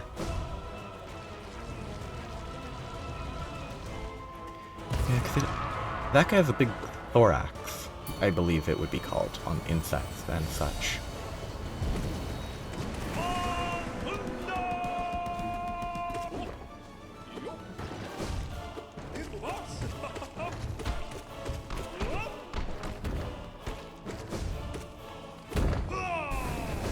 Oh, that was a bad dash, but it worked out.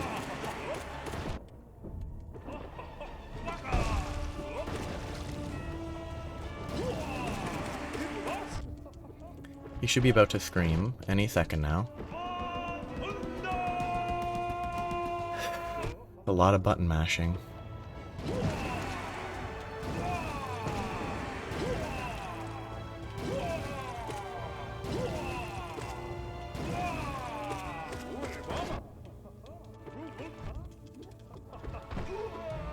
Okay. Heal one mask. Because I think the masks will recharge overall faster than the soul will. Especially if I'm gonna do this anyway. Like I always do, just resting there.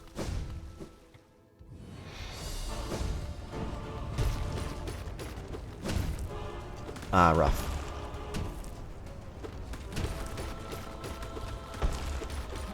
Agreed. Worth it.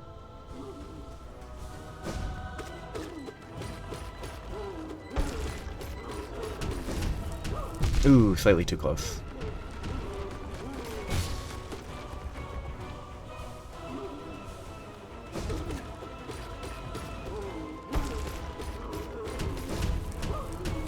Basically 6 attacks with quick slash.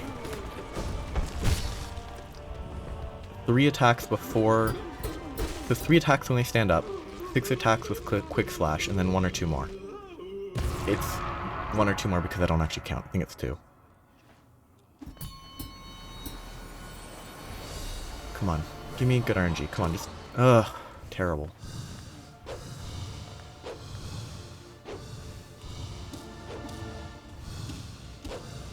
Okay, this is definitely the way to do it. Because you'll at least consistently be dealing some damage. And I'm talking the way to do it in a difficulty where you can actually get hit and not insta-lose. Give it to me for the 4th time in a row, please. Darn. It would have been very nice. But it was close.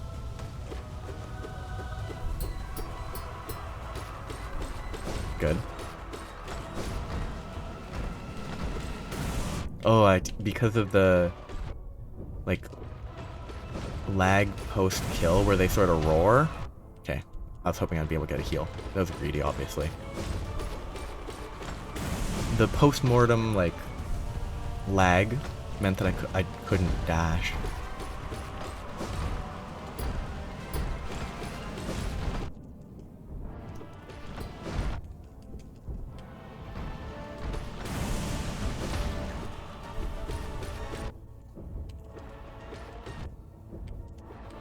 Okay. Quick. Doing this without the shadow dash, though, will be a lot rougher. Obviously, you can jump over it. It's still easy, but...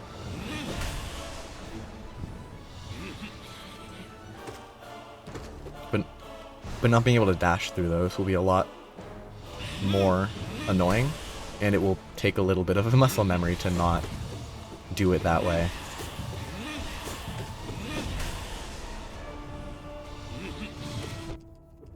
Got 3 hits, nice. That was a bad heal. I don't know why I even tried. Like, this is the freest healing in any boss fight.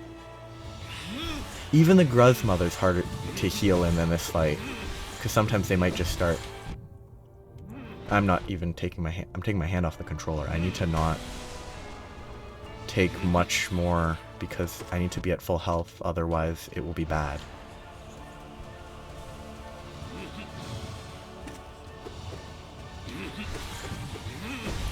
As long as I don't get hit again. I might not be at full health. I should be, because I think post stagger I get enough hits to get at least 1 mask back. Okay. Okay, I should be fine as long as I don't get hit again. Okay, that did actually break it. That dash directly into it. So you can destroy those with the either the Sharp Shadow or the Shade Dash in general.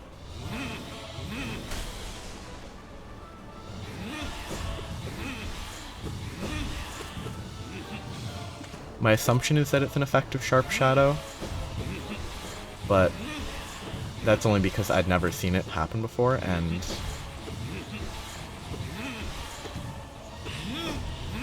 that was lucky. That was greedy, but it worked out. Still at full HP. That was just terrible play there.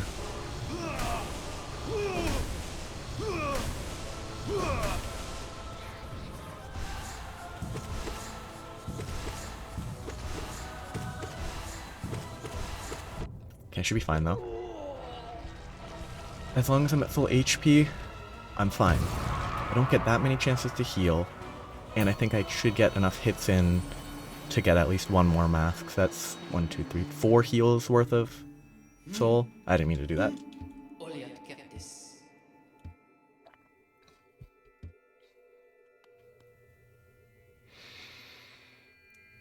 Play safe. Be less aggressive. I bet there's people who are good enough that they can triple parry the...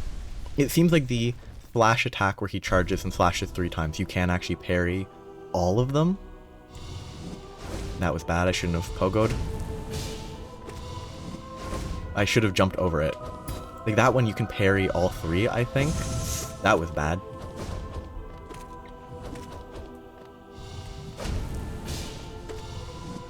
I should just jump over that. That was iffy.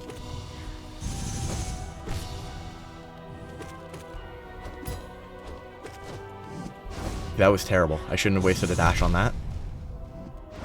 Shouldn't have wasted a dash on that either.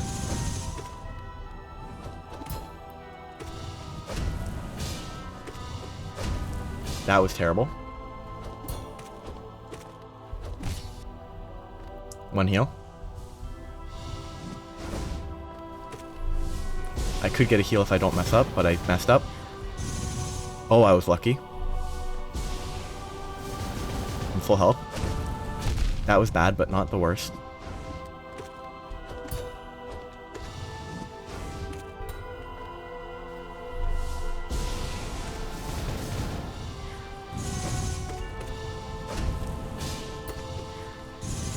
That was bad.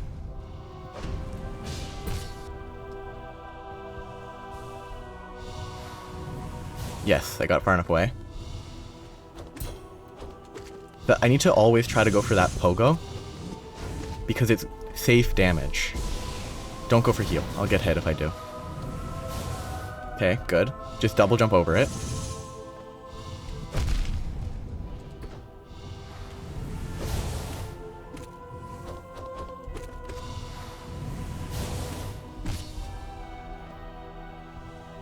One heal's good.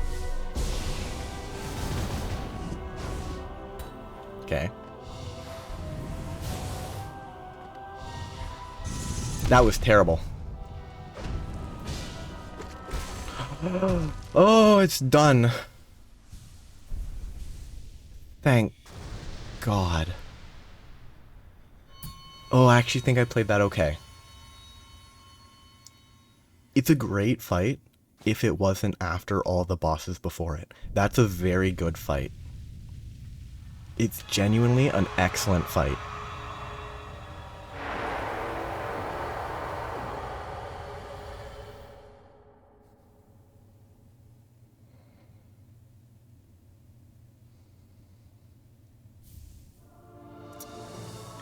Whoosh.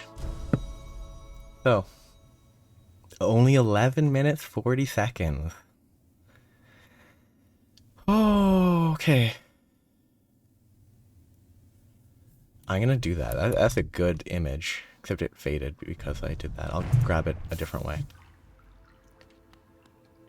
And that's done now. Next episode will be this one. Only one attempt unless I die super quick. Okay. No, don't say that's the start. I'll have to save quit if that's the start. Okay, no, that's just triggering it. Maybe if I hit it again? Or a dream nail it? No idea. Or does it go up here? Oh, it might be just go up there. So. Total time. Because this is a separate recording now. Total time to beat was...